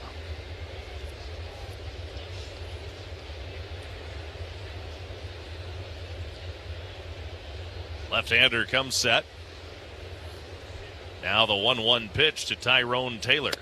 And it's a strike across the top of the zone. I mean the very top of the zone. Did you ever have your Little League coach tell you to get the bat off your shoulder? Oh, yeah. Well, I guess no one told Tyrone Taylor that because he actually, the bat is on his shoulder when Lodolo's in his delivery. Taylor pulls this foul third base side, back into the seats as it gets down the left field line. I mean, he does get it a little bit off his shoulder, but if you can imagine, he's a right-handed hitter. He rests it on the back of his right shoulder, and while Lodolo's into delivery, ready to let loose of the pitch, it's still hanging there. Here's Lodolo's 1-2. Half swing, foul, first base side. It does go to show you, though, and Tyrone Taylor's been around the major leagues for a while now. I think he's 32 years old, that there are a lot of different ways to do the same thing. Yeah, you don't see two of the same swings ever. You see similar styles, but everybody's swing is different. Everybody's delivery on the mound is different. Mm-hmm. I think because of that, that makes it very hard to make wholesale changes for guys and make big mechanical adjustments. A ball and 2 strikes on Tyrone Taylor, and Lodolo, eyeballing the runner at first base, delivers. And he misses badly up and away on the fastball there to Tyrone Taylor. It's a 2-ball, 2-strike count. Taylor dropped down a sacrifice bunt his first time up. Hitting only 189. Taylor fouls this over by the Reds on deck circle. Of course, over Taylor's now 8-year major league career, I don't know that he's ever really hit the way that the Brewers expected him to when they drafted him in the second round. He was a high school selection out of Torrance, California. Taylor tried to check his swing, couldn't hold up on a breaking ball in the dirt, and Taylor is down on strikes. The 4th strikeout of the game for Nick Lodolo. It's the second out here in the 4th inning. And the batter is Nick Morabito as he hits with a runner at first and 2 outs. Morabito struck out looking his first time up. Lodolo, the pause, the belt to the plate. Morabito swings and fouls it away for strike 1.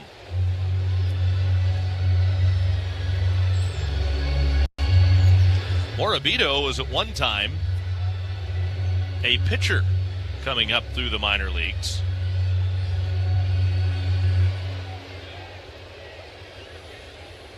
Lodolo sets ready, and the 0-1 pitch to him. And Morabito takes down too low. Count is even, 1 ball and 1 strike.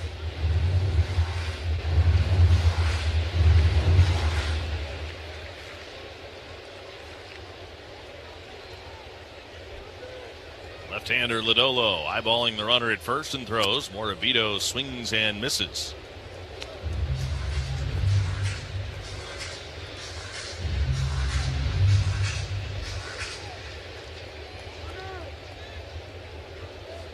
So Morabito will ask for time and back out of the box.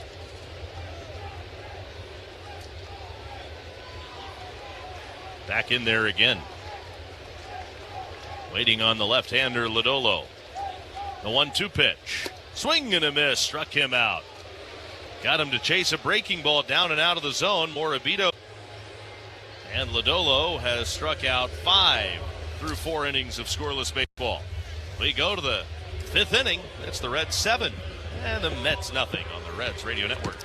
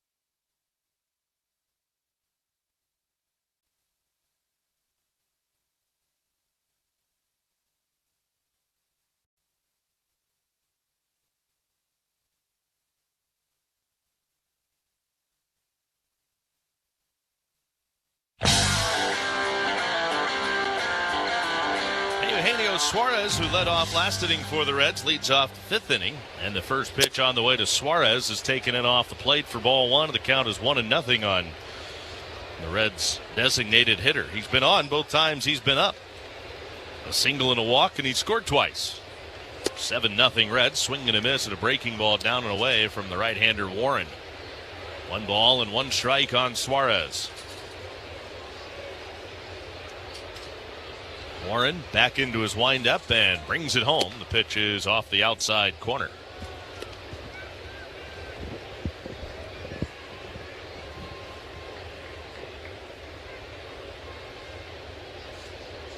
Two 1 pitch. Swung on and lined over the head of the third baseman down the left field line, and that's into the corner. Extra bases for Suarez to begin the 5th inning. He's on for the 3rd time today, and he has himself a leadoff double. That's his 4th double of the year. Second time that the Mets have tried to come inside on Eugenio Suarez, and both times he kind of brings his hands in a little bit. That time he dropped the bat head on a pitch that was well down in the zone, but roped it down the line. Boy, good to see him back in the lineup swinging it. He just really provides a huge boost to the Reds lineup when he's in there. Just being around, I mean. Nathaniel Lowe takes the first pitch off the outside corner, 1-0.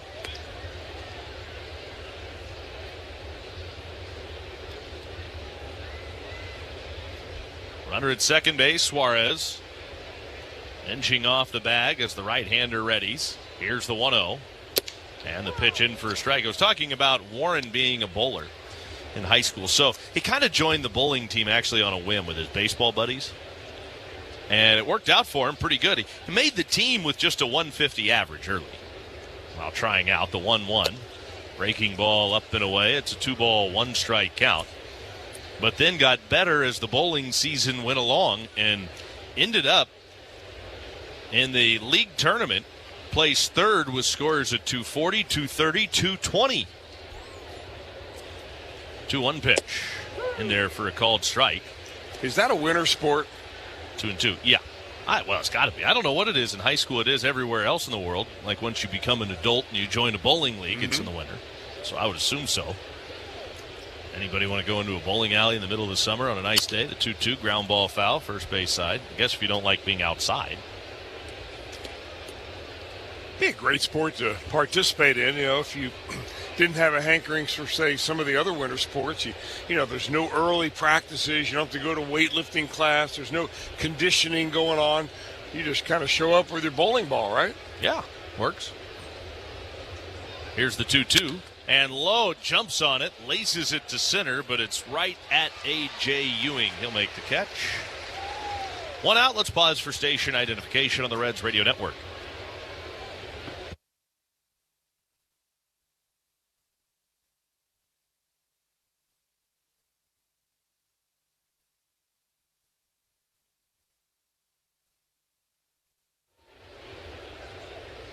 I think Lowe just missed that ball to center field. He's the first out of the inning. Suarez still at second, and now Spencer Steer. The runner at second base and 1 out. The right-hander comes set, checks second, and throws. And the pitch is taken low by Spencer Steer for ball 1. Yeah, probably a fun winter sport to partake in. Of course, if you want to go pro and your options are baseball and bowling, I would imagine that baseball is the more lucrative path. If you try to chase down Roy Munson on the PBA circuit, I just don't think the payout's quite as good. Breaking ball off the plate outside. As I recall, maybe one of the best Reds players who was a great bowler was Brandon Phillips. I think he had several 300 games. Of course, Mookie Betts, when it comes to bowling, kind of the gold standard, isn't he? I can't remember who he challenged to a bowling match. And he promised to bowl between his legs and beat him. And I think he did. No way. Yeah, one of his teammates. Breaking ball strike on the inside corner. 2-1 on Spencer Steer. I'm going to have to ask around and see if I can get the story on that one. Betts or Phillips? Brandon Phillips. Okay. That dude. 2-1 on Spencer Steer. The 2-1 pitch. Hangs off the inside corner, up and in. It's a 3-1 count on Steer. Steer with RBIs each of his first 2 trips to the plate. He's driven in 3 already today. Got another one out there. Singled home pair of runs his last time up after hitting into a fielder's choice and scoring the Reds' first run of the game back in the second. 3-1. Swing and a miss. Count runs full, 3-2. Steer came home to score himself on the 2-run homer by Tyler Stevenson last inning.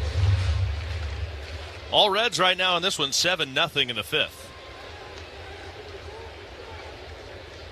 Right-hander deals the 3-2 pitch, and it's swung on, fouled off to the right side, out of play. I wouldn't mind joining a winter bowling league. I actually thought about it. Even ran it by some of my buddies back in Cincinnati. Something to do on a weekly basis in the winter. The season is so long.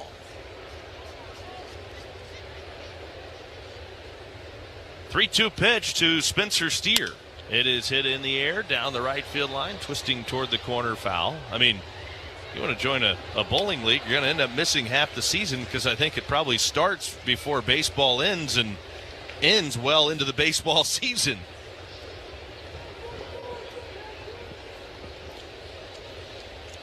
Three balls, 2 strikes on Steer.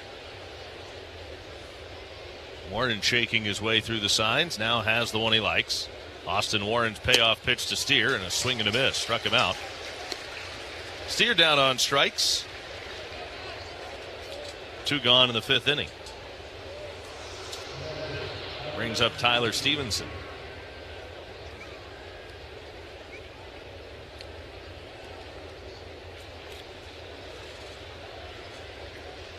Stevenson went deep for a 2-run home run his last time up. Suarez off the bag at second base. Warren ready at the belt, throws the pitch. Stevenson swings and fouls that one off the catcher. And boy, Luis Torrens, I feel like, is just getting worn out behind the plate. He's been hit a couple of times. And this time again going to his knee. That one got his arm. He is stretching out his right arm, raising it up and down after taking that foul ball right off of his padded collarbone.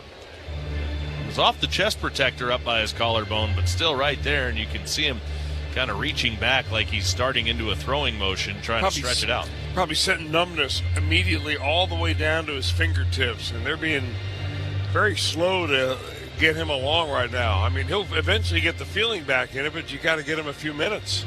Joseph Golia, the trainer, out there kind of squeezing his arm a little bit. He's going to stay in the game, but Catchers, they're just built a little different. Now, if this was not a 7-0 ball game, I would think that the runner at second base, Suarez, would be stealing on the next pitch. Because really, Torrens really had a hard time just throwing the ball back to the pitcher right there. Right. But it would certainly be something worth keeping an eye on moving forward in this series. 0-1, the count on Tyler Stevenson. Home run last time up was his 4th home run of the year. He now has 15 RBIs in the season, and the right-hander's home with the 0-1 pitch. And Stevenson lifts this high in the air down the right field line, twisting toward the seats and, well, back and out of play. No balls and 2 strikes on Stevenson. Runner at second base is Suarez with 2 outs.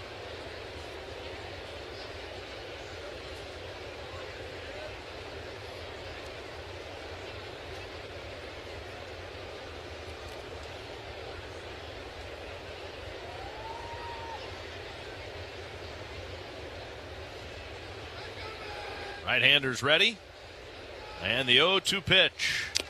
Swung on again. Stevenson fouls it away. If you're listening today on your car or truck radio, please remember to buckle your safety belt. This message is brought to you by the Ohio Department of Public Safety. If you're not buckled up, what's holding you back?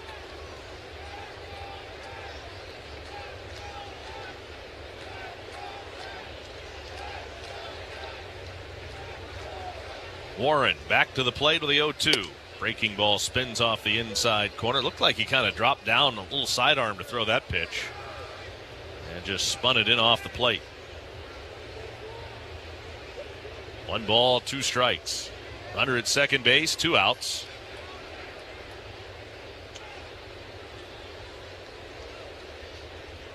Now the right-hander's 1-2. Swing and a miss. Struck him out with a high fastball. Stevenson is down on strikes. The inning comes. The Reds unable to cash in on Suarez's leadoff double in the 5th. Halfway through it at Citi Field in New York. All Reds, 7-0 on the Reds Radio Network. Hey, Reds country. Barry Larkin here. I played in games where one call changed everything. Safe, out, strike 3. In baseball, the call can decide a moment. In life, sometimes a call can save one. For families waiting on hope, that call can mean a second chance. That's why I support Network for Hope. I am a voice of hope. To learn more and register, visit networkforhope.org. Reds fans, will you answer the call? At Liberty Mutual, we love helping people with things like customizing car insurance, just like how we customize a song for you. Catered country tune. Liberty Mutual, saving you bucks by protecting your truck. 'Cause Birdie told me to only pay for what I need. Thank you, Limu. I'll always trust in Limu with Liberty, Liberty, Liberty, Liberty. It's time for baseball, and Belterra Casino Resort is just as excited as you are. Celebrate a Cincinnati win with non-stop gaming action, our sportsbook, fabulous restaurant, and a Tom Fazio-designed golf course at Belterra Casino Resort. The game doesn't get much better away from the ballpark. Belterra Casino Resort, Southern Indiana has everything you need for a perfect game. Gambling problem? Call 1-800-994-8448. Topics powers the Cincinnati tri-state area's top convenience, liquor, and corner stores. On time, every time. We're proud to be the home team behind your local store. Big enough to deliver and local enough to care. Learn more at topics.com.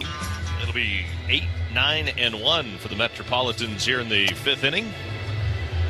It has been all red so far in this one. 7-0 in favor of the Redlegs, who are trying to win now. They're 4th in their last 5 games. So as ice cold as the Reds were there for a while, through most of the month of May, in fact, they are trying to get back going in the right direction.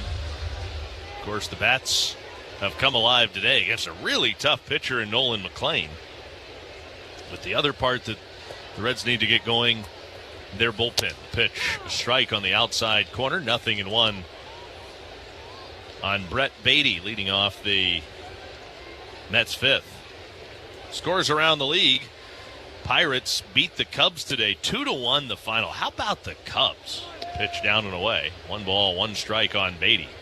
I mean, they were as hot as anybody in baseball, and they were already starting to get Wrigley Field measured up for the World Series when the Reds were in town.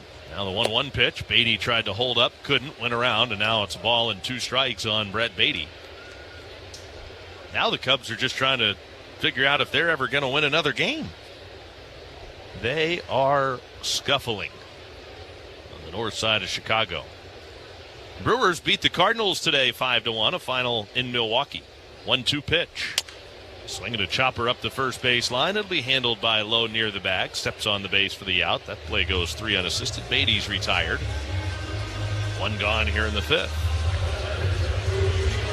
Now Luis Torrens. But yet, you still look at the National League Central Division, and everybody's still over 500.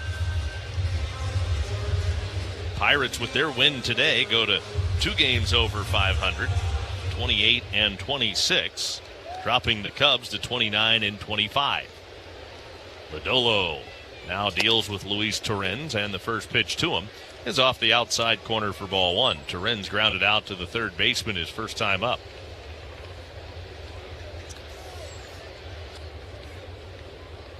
Lodolo's kick and pitch. Swung on, fouled off to the right side. That's out of play, and it's a ball and 2 strikes. Excuse me, a ball and 1 strike on Torrens.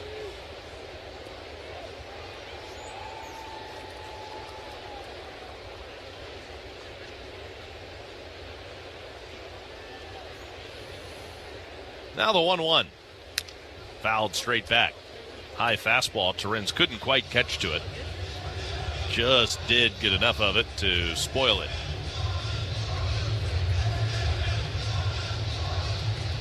Luis Torrens is now in his 3rd year with the Mets. 1-2 pitch. And Torrens tried to check and couldn't hold up. He went around. He's down on strikes. 6 strikeouts for Nick Lodolo this afternoon. 2 gone, and back to the top of the order. And the rookie Carson Bench. You know, the curveball for Nick Lodolo has been his number 1 pitch. He's obviously mixed in his fastball well, but I would say that 90% of the curveballs that they have come up empty on swinging have been out of the strike zone. But it comes out of his hand looking like a strike. First pitch, strike, outside corner. Count is 0-1. New York batter is challenging the call of strike. Well, there you hear it. Carson Bench didn't think so. Let's see. That's Steve Wright. They're out of challenges. Call is confirmed. It's a strike. New York is out of challenges. But goes back to what you were talking about before with that crossfire delivery. Probably didn't look like a strike by the time it was caught because it barely clipped the outside corner, the pitch down and away. And I think Lodolo is a pitcher that can actually benefit from the ABS because of that delivery like we were talking about. Sometimes those pitches come in when they cross the zone, they don't look like strikes because they finish out of the zone. The 1-1 hit him right in the middle of the back. I mean, you talk about a guy throwing from behind a hitter. He hit him in the back of the number. Well, that's exactly the way he did it in the first inning. It was a curveball that just slipped right out of his hand. It hit Carson Bench in the first, down around the buttocks, and this time it got him in the center of the back, moving up the ladder a little bit. Bench is a magnet a little bit today. That was a curveball again. Oh, and it was slow enough the Bench could say, oh, here it comes. And the pitch to Bo Bichette, a little tight. He didn't like that. Neither did the folks here in attendance. 1-0 the count. Bo Bichette. I don't think Nick Lodolo wants to start hitting guys right now. No, but I think that they're looking for something to get excited about here in Queens. You think? You don't think their 22-31 record with the highest payroll in baseball is doing it for them? Off the outside corner, 2-0.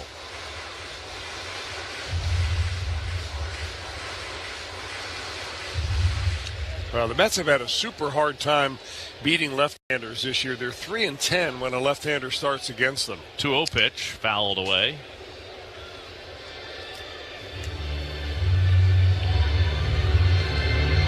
And they have not done well in their own division. They're only 3 wins against 7 losses. Kind of like the Reds. Reds can relate. Yeah, the Reds can relate to that because they're 2-10 in the NL Central. You got to pay attention to that a little bit more, I think, as the season goes on.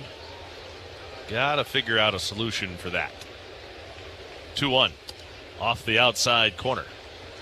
3 balls and 1 strike. And Nick Lodolo right now, going back to these last 5 pitches, looks like he just cannot find the strike zone all of a sudden. You know, it's almost like he's tiring a little bit, but you look up and he's only got 77 pitches. Time to lock it in mentally. 3-1. Hit on a bullet past the second baseman. McLean diving out to his left. Quickly to its steer, but around to third base, the speedy Binge.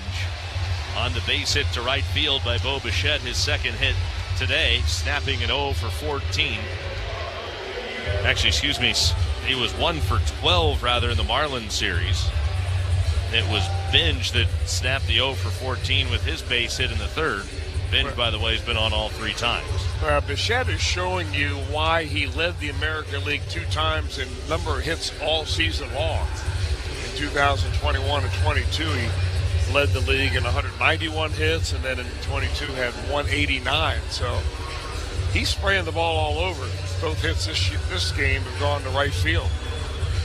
First and third, 2 out. Mark Vientos, the batter. Vientos is struck out and grounded out to the shortstop.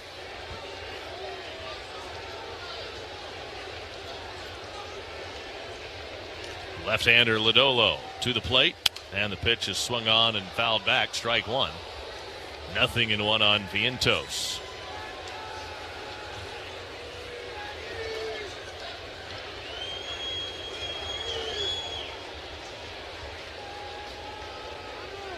And now time call to the plate. Vientos wanted it.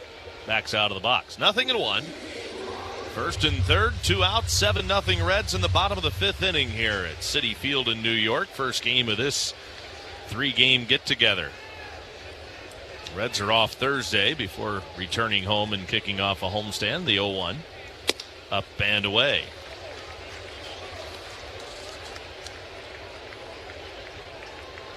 That homestand will feature the Braves first, then the Royals will be in town. 1 ball, 1 strike. Lodolo's 1-1, and Vientos watches a pitch missed too high. 2 balls and a strike. I don't think the Reds are too far from getting somebody up in the bullpen. I don't think so either. Lodolo's 2-1, and a strike. Cross at the knees. That'll even up the count at 2 balls and 2 strikes. I mean, you certainly think he can go deeper into the ball game, especially with a big lead. But they're beginning to mill around down there. Lodolo's 2-2. And a swing and a miss, but the ball goes by Stevenson all the way to the backstop, and Vientos will reach. And I think they're going to say it was a foul ball. Or no, they're going to say it was a swing and miss, but it hit Vientos. So it is actually a strikeout. They ask at first base of Emil Jimenez.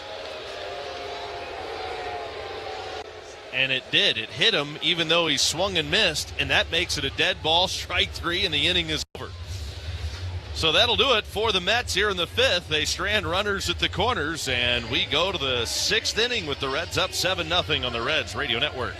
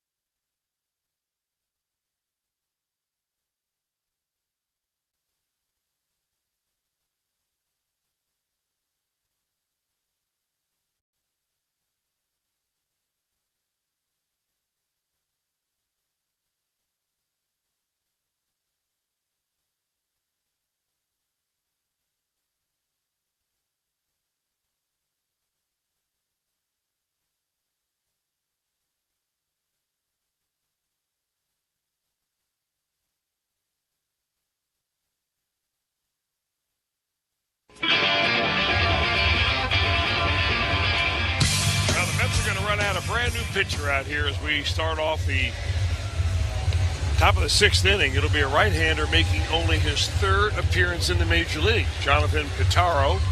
He pitched 1 game last year. He has pitched 1 game so far this year. And he's back on the mound here to face Matt McLain. Reds are up 7-0, 6th inning, and first pitch on the way, right in there for a called strike. 0-1 on McLain from Pintaro.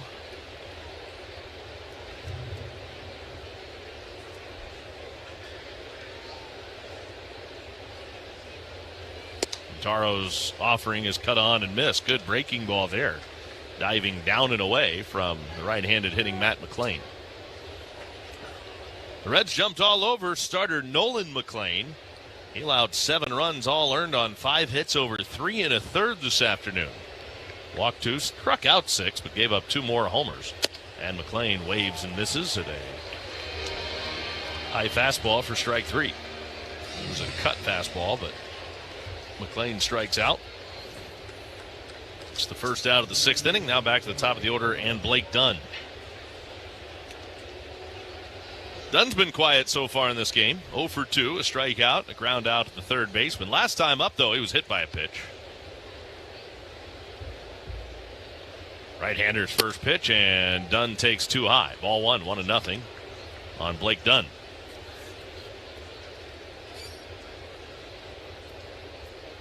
Ellie will be next.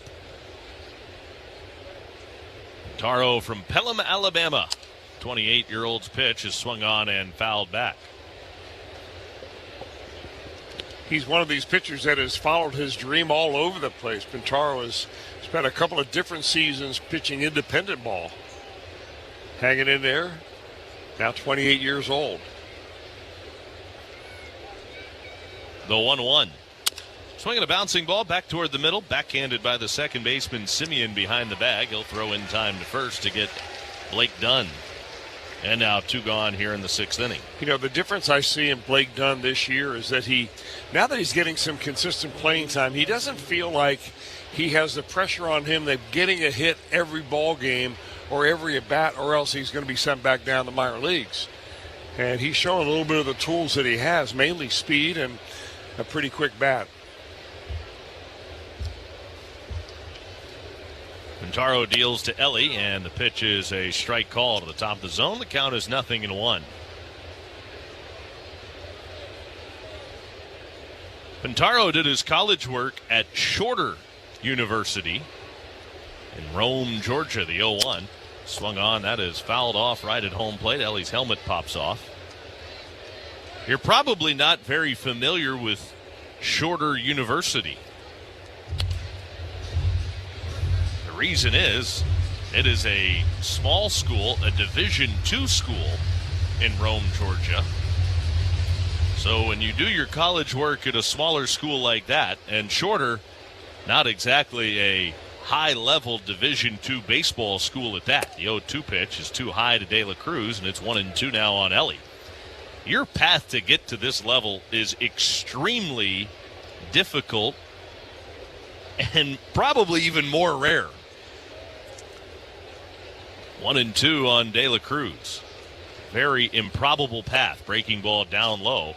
But when that's your dream, you continue to chase it. And clearly Pintaro has done everything in his power to continue chasing his dream, and it's led him here to the Citi Field mound.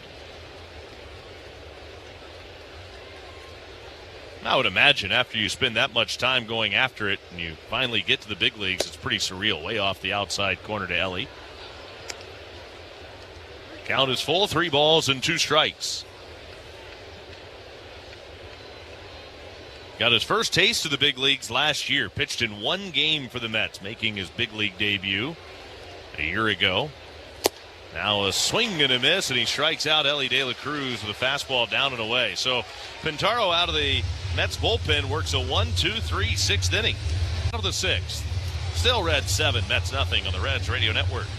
Get ready for baseball season with BetMGM, an exclusive retail sportsbook of the Cincinnati Reds. BetMGM has a state-of-the-art app with tons of betting options and promotions. Visit the BetMGM sportsbook at the banks on game days for the best Reds tailgating. And BetMGM is the best place to make your favorite baseball bets. Sign up today. Gambling problem? Call 1-800-GAMBLER in partnership with MGM Northfield Park. 21 plus and present in Ohio. Subject to eligibility requirements. Rewards are non-withdrawable bonus bets that expire in 7 days. You know, there are a few things in life you can always count on. Sunsets, potholes, trash trucks in your way when you're running late. And of course, AAA's never-ending reliable roadside assistance. Because for over 100 years, we're always close and we never close. From tows, jumps, or just smoothing out those bumps in the road, we provide 24/7 service so you can have 24/7 peace of mind. AAA, proud partner of the Cincinnati Reds. Be better prepared for life's curveballs. Calling all Reds fans. Stop by your local United Dairy Farmers store this month and use the UDrive Plus app to save big on Hershey's and Reese's products. Purchase 2 king-size bars for just $6 or 2 standard size for just $4. And it's a great time to try the new Reese's Oreo Peanut Butter Cup. Save on Hershey's and Reese's at your local United Dairy Farmers today. If you're not a member, download the UDrive Plus app and register now. Offer good while supplies last, only at United Dairy Farmers. It's our 30th anniversary at Rising Star Casino in Rising Sun. Saturday, win a share of $40,000, including 4 grand prizes up to $20 grand. Half cash, half free play. That's free play. That's Friday, Saturday at Rising Star Casino. Must be 21 or older. Gambling problem? Call 800-9-WITH-IT.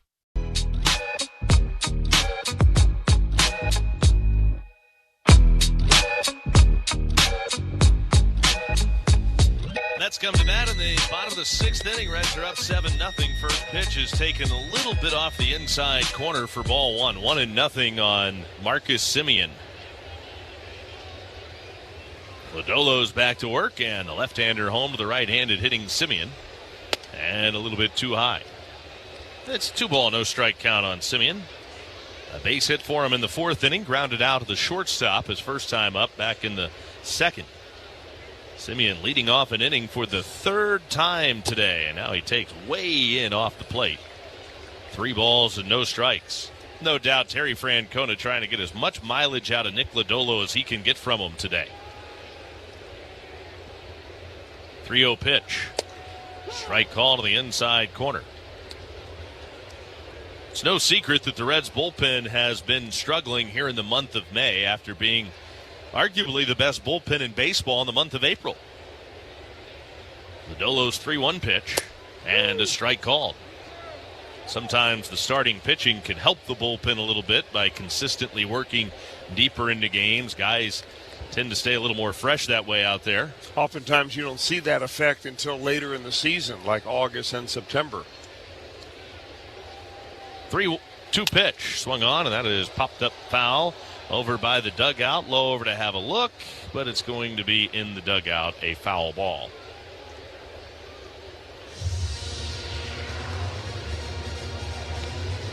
Still a full count, 3-2.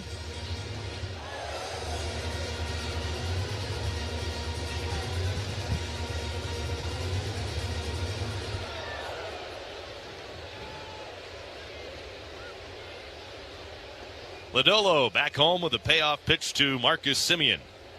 He swings and sends it to deep left field. Way back there and gone. Mets are on the board. Marcus Semien driving one out of here to left field for his 4th home run of the year. That was out in the old configuration.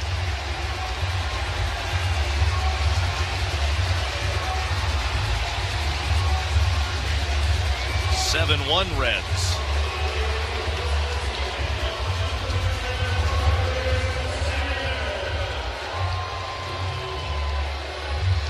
The Mets are on the board now, and A.J. Ewing is the batter. Ewing is singled and hit into a fielder's choice.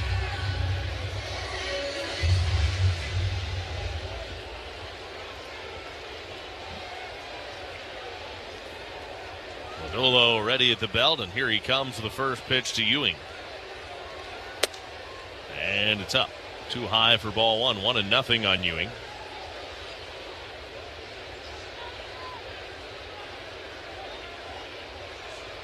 Looks like the Reds have T.J. Antone up and throwing in the Reds bullpen. Now the 1-0. Strike call to the outside corner. Evens the count. 1-1 on Ewing.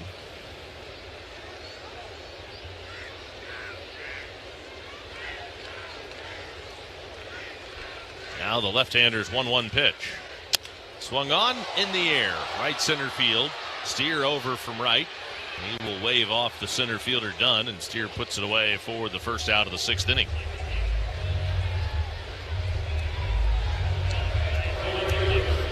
Now Tyrone Taylor.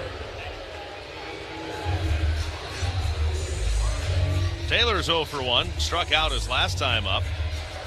Laid down a sac bunt in his first at bat.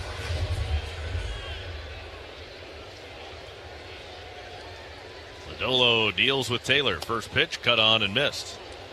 Strike one.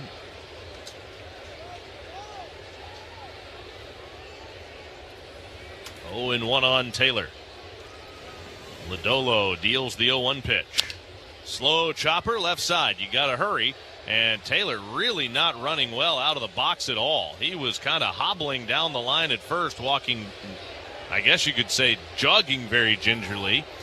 But he is just not putting really any weight at all on that left leg as he hobbles back to the dugout, almost as though that left leg is locked up on him somehow.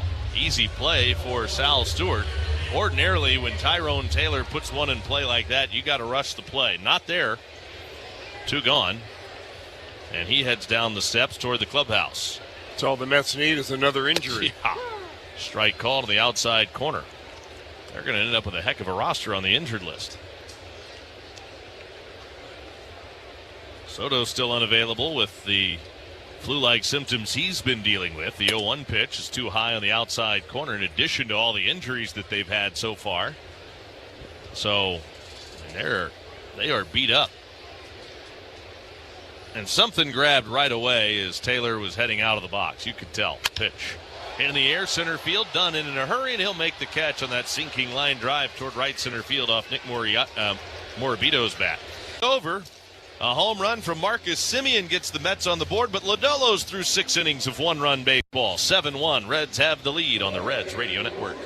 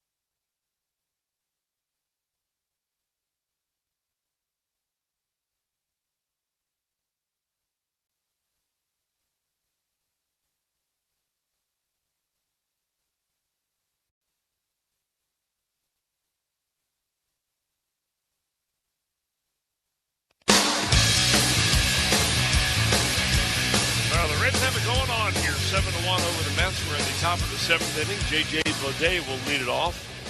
Defensively for the Mets here, we'll bring in a new left fielder as the injury to Tyrone Taylor forced him out of the ball game. So M.J. Melendez takes over in left, and Nick Morabito will head over and play right field. First pitch of J.J. Bleday is up and away, and it's ball 1. Jonathan Pitaro, right-hander, Fires, and on 2 hops, a nice running play by the first baseman. Mark Vientos gets down there, grabs it, and tags first base for the first out of the inning.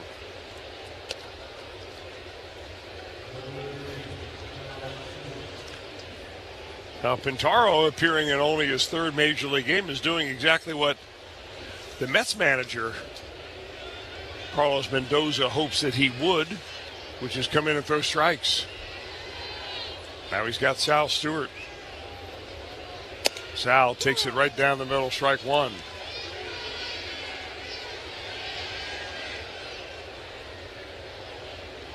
Pretty good team on the injured list for the Mets. Pretty expensive team. You got that right. I think the injured list salary might be more than half the teams in the big leagues. Swung on by Stewart and fouled straight back. No balls and 2 strikes to the Reds' 3rd baseman. Kodai Senga, Luis Robert, Francisco Lindor. Yeah. Just some of them. Clay Holmes just went on the injured list. One of their better pitchers. Stewart awaits the 0-2 is swung on. That's fouled.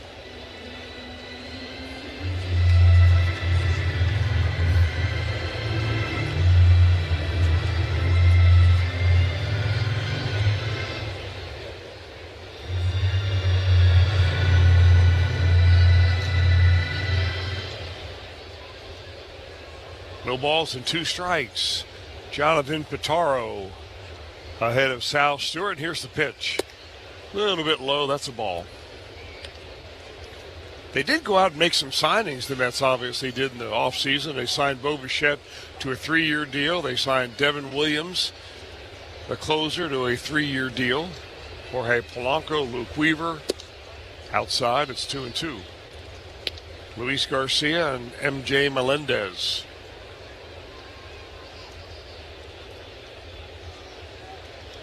They also made some trades, so they entered the season thinking that this was going to be a team that was completely different than last year's team that cratered in the second half. There's a ground ball up the middle by Stewart, and it's fielded by the second baseman Marcus Semien, and 2 down. If you remember, the Mets last year just were 1 game over 500. In fact, they cratered at the very end of the year. I mean, you talk about going into a late season meltdown. They ended up 83-79 on the season and lost the last game of the season in order to allow the Reds to get into the playoffs. With 2 down and nobody out, Eugenio Suarez takes the first pitch fastball strike. In fact, Terry Francona was talking about that a little bit today in the media scrum that we have, and kind of reliving that day from his perspective, watching the scoreboard.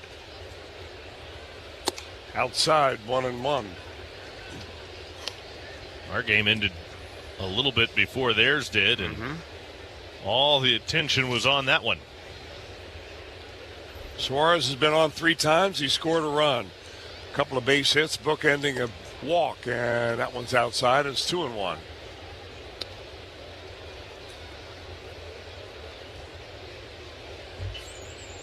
Yeah, you could almost feel that coming with the Mets, the way they played in really the second half of the season, but most notably late in September.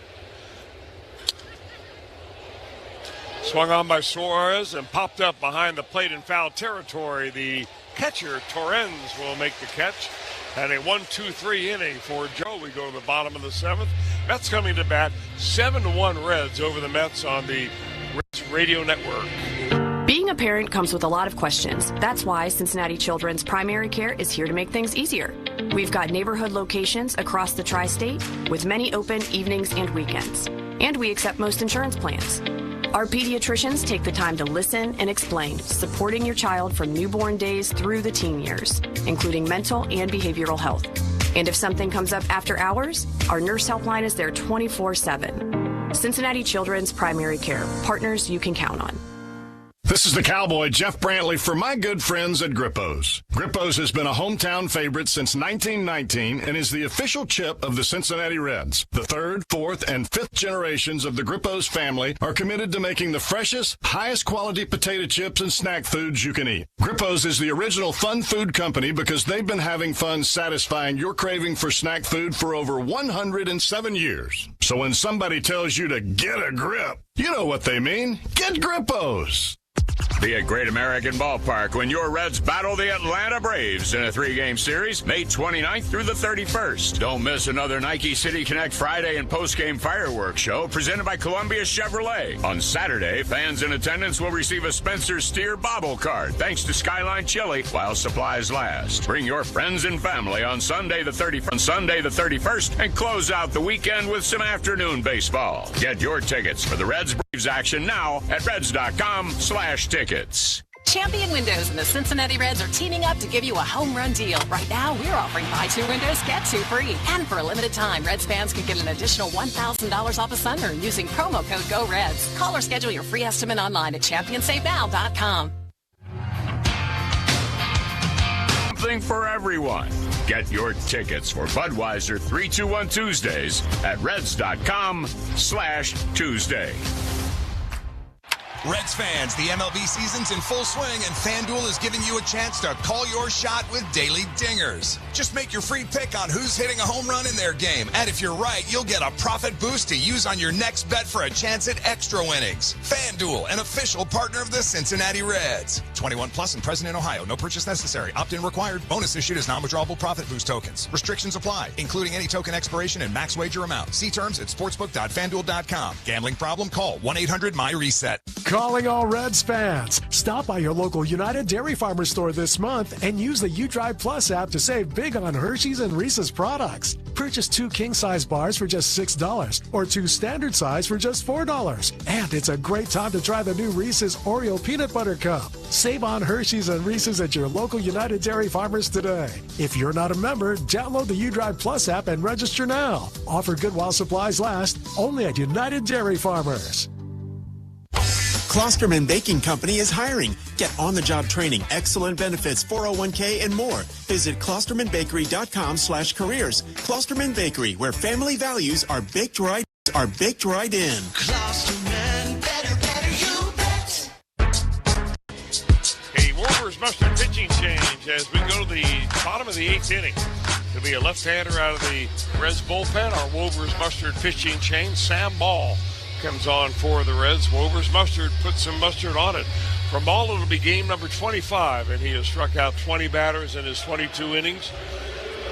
The guy that pitched in 23 games last year for the Reds, he has pitched in as many as 70 in his major league career, going back to his days with the Oakland A's and his first year here with the Reds. Well, if you're scoring at home, make sure your pencil's sharpened. Changes for the Reds.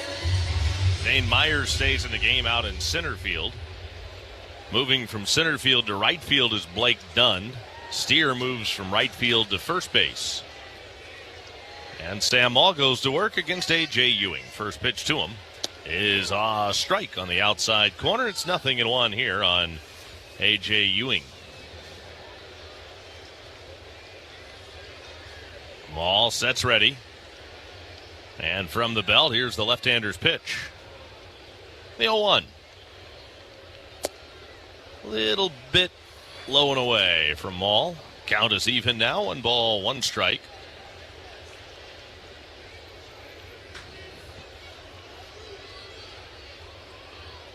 Maul sets ready and delivers the 1-1.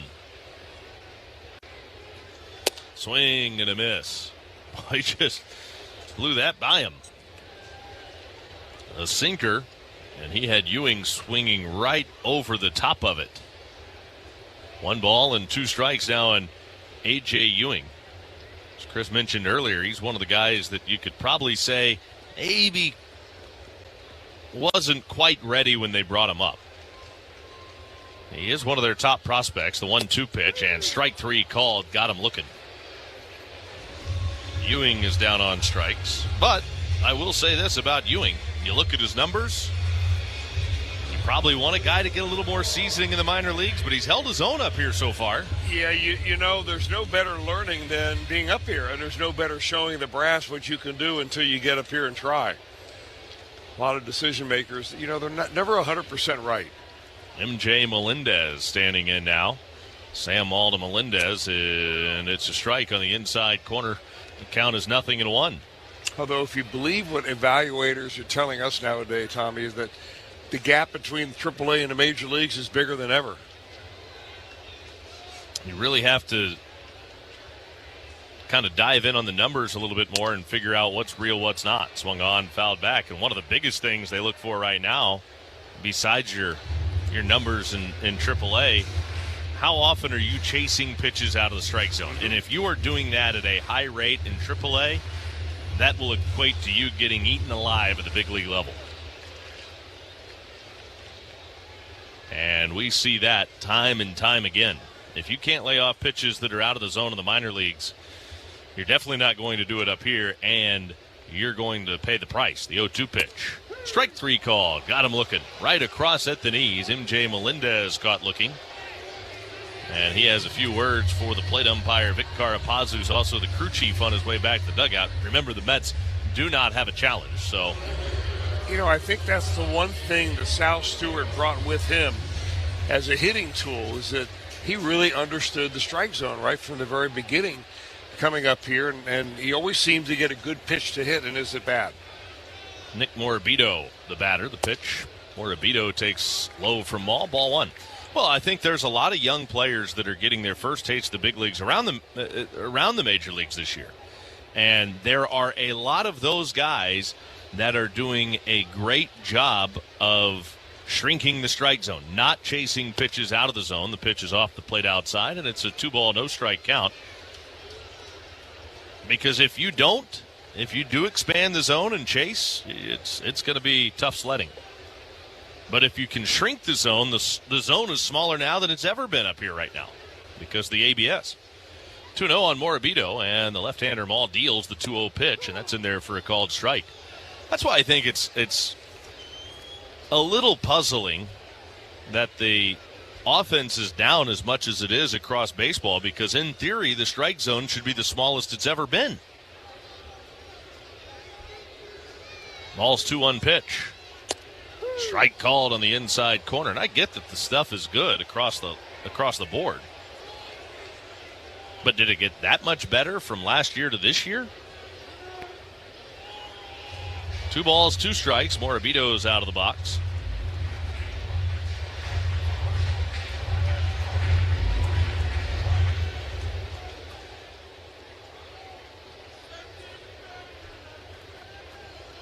Sam Maul from the belt to the plate with a 2-2 pitch. Swing and a miss. He struck him out. Sam Maul strikes out the side in the 8th. Out of the Reds bullpen, doesn't get much better than that. We go to the 9th inning. Reds lead it 7-2 in New York on the Reds Radio Network.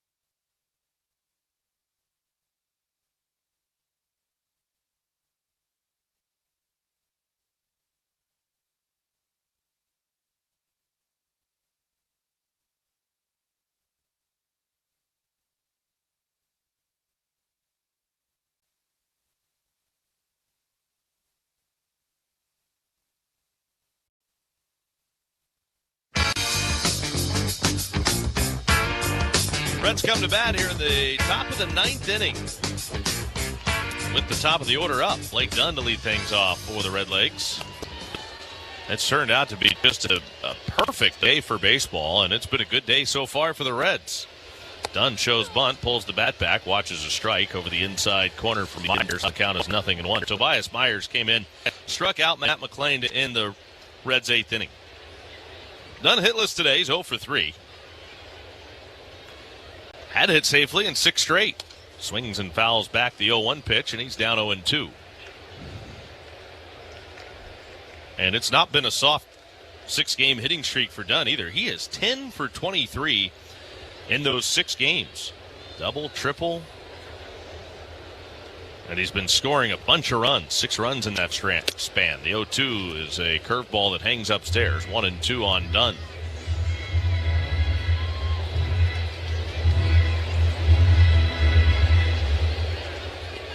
The right-hander readies.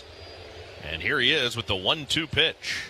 Dunn bounces it over by the on-deck batter, Ellie De La Cruz, where the ball boy sitting over there very nonchalant, reaches up, grabs it, and just drops it right in the bag.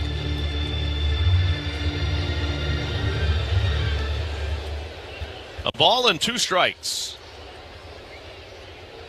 Myers with a 1-2. On the ground to the second baseman. It'll be handled by Simeon. Flips it to first. And Dunn is retired for the first out here in the 9th inning. So it looks like his hit streak might be coming to an end. With 1 out, Ellie De La Cruz now. He is 0 for 4. It's been a tough afternoon for Ellie. 3 strikeouts. And into a fielder's choice in the 4th inning. First pitch to De La Cruz. Right in there, strike 1.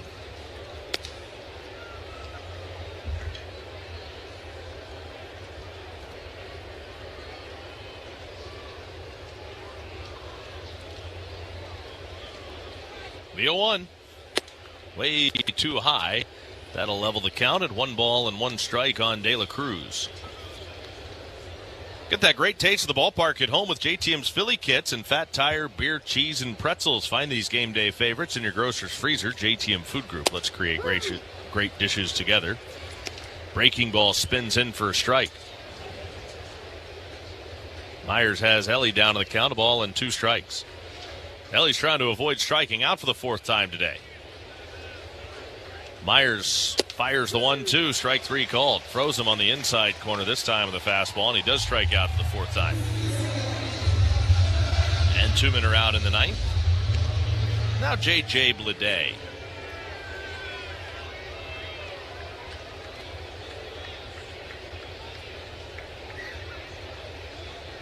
Bleday's 1 for 3, a strikeout looking in the 1st. He homered in the 3rd, a solo shot, a walk in the 4th, and a ground out to 1st. Bleday watches strike 1. Make sure you stay tuned after the game.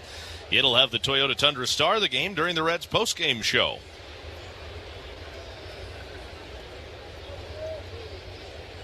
Here's the 0-1. Swing and a miss. 0-2 on Bleday. Reds have a couple of guys up in the bullpen. Caleb Ferguson is loosening. A couple of lefties due up in the 9th inning for the Mets. Graham Ashcraft is also throwing. The 0-2 to Bleday is swung on and popped out of play. Back to have a look is the catcher Torrens, but it's well back into the seats. 0-2 on Bleday. Today's game is brought to you by your Cincinnati and Northern Kentucky Toyota dealers and the powerful, fuel-efficient, built in the USA 2026 Tundra official truck of the Reds. The 0-2 pitch to J.J. Bleday. Up and away, and it's a ball and 2 strikes now.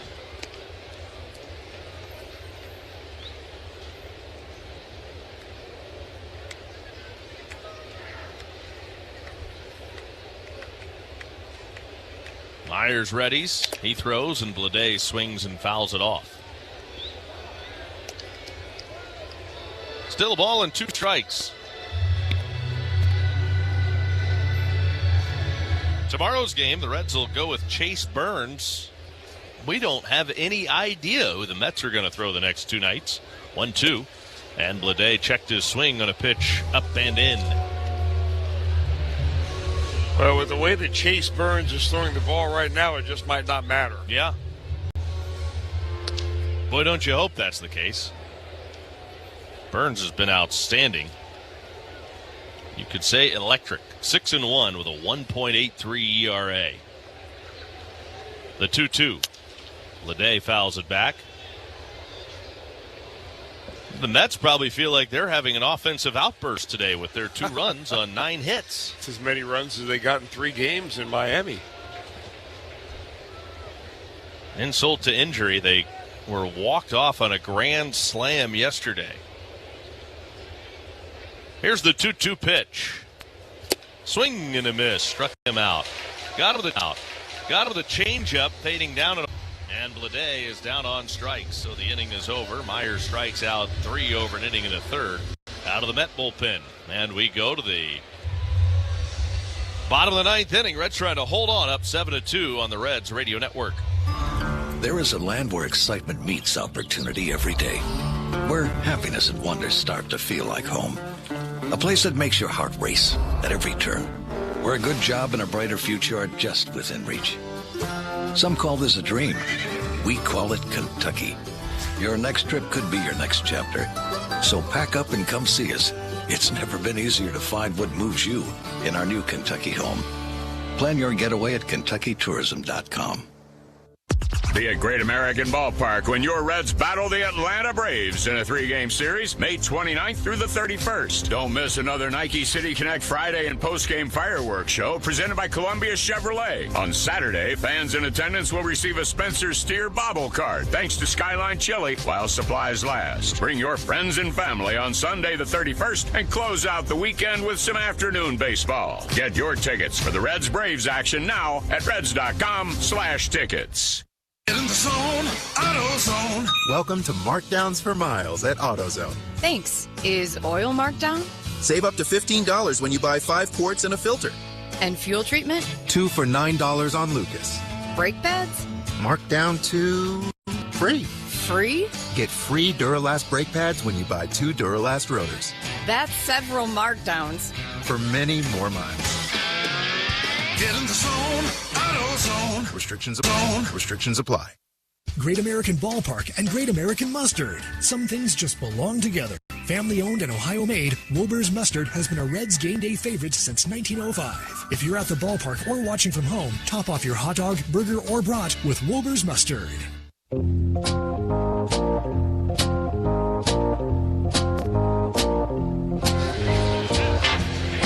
A Wilbur's Mustard pitching change will bring the 5th pitcher of the game in for Terry Francona and the Reds. It'll be Graham Ashcraft. Big, strong 28-year-old right-hander in for the Reds here in the bottom of the 9th inning. Brett Beatty leads it off. First pitch to Beatty. Left-handed hitter, a wave and a miss. A first pitch cutter down and in, and the count is 0-1 on Beatty.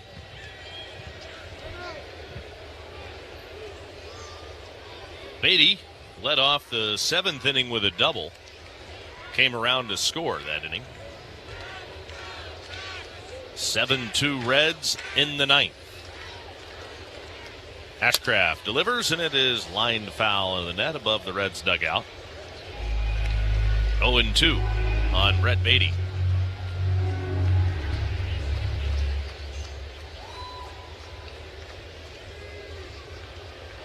Now the right-hander's 0-2 pitch. And it hangs just a little bit too high. Tyler Stevenson wants to challenge it.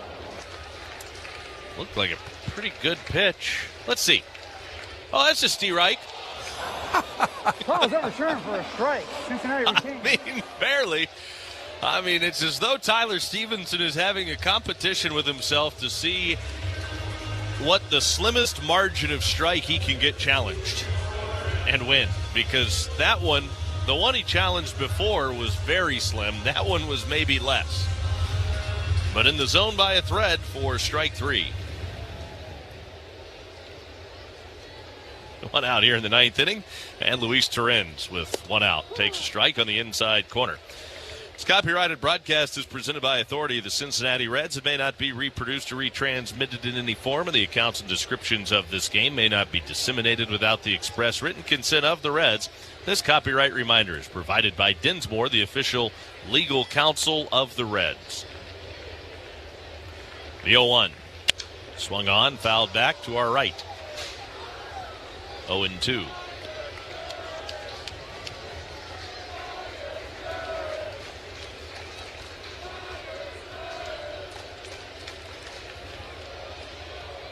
Ashcraft's 0-2 pitch in the dirt outside. It's a 1-ball, 2-strike count on Luis Torrens. You know, Tommy, you may not know this, but Major League Baseball does indeed track the catchers who have won the most ABS challenges. Well, of course they do. 1-2. Fouled back again. And for those catchers that have had more than 20 challenges on the year, let's use that as the baseline. Okay. That Carson Kelly right now is a leader. He has won 85% of his challenges. That's pretty good. Tyler Stevenson has now won 2 more today. The 1-2. Swing and a miss. Struck him out. Down on strikes. Luis Torrens. Back-to-back strikeouts for Ashcraft to begin the ninth. Stevenson and Salvador Perez of the Kansas City Royals are tied coming into today at 75%. Oh, that's pretty good. So Tyler upped his percentage a little bit today. Yeah, he did. Undefeated. He's been 100% undefeated. You're right. Yeah. Now Carson Binge. Binge reached his first 3 times up. He was on base the hard way a couple of times. He's been drilled twice. He also has a single and a ground out to short his last time up. Takes up and away for ball 1. Left-handed hitter, right-handed pitcher, and Ashcraft's 1-0 pitch to Carson Binge. On the ground, rolled foul, first base side. It's a 1-ball, 1-strike count.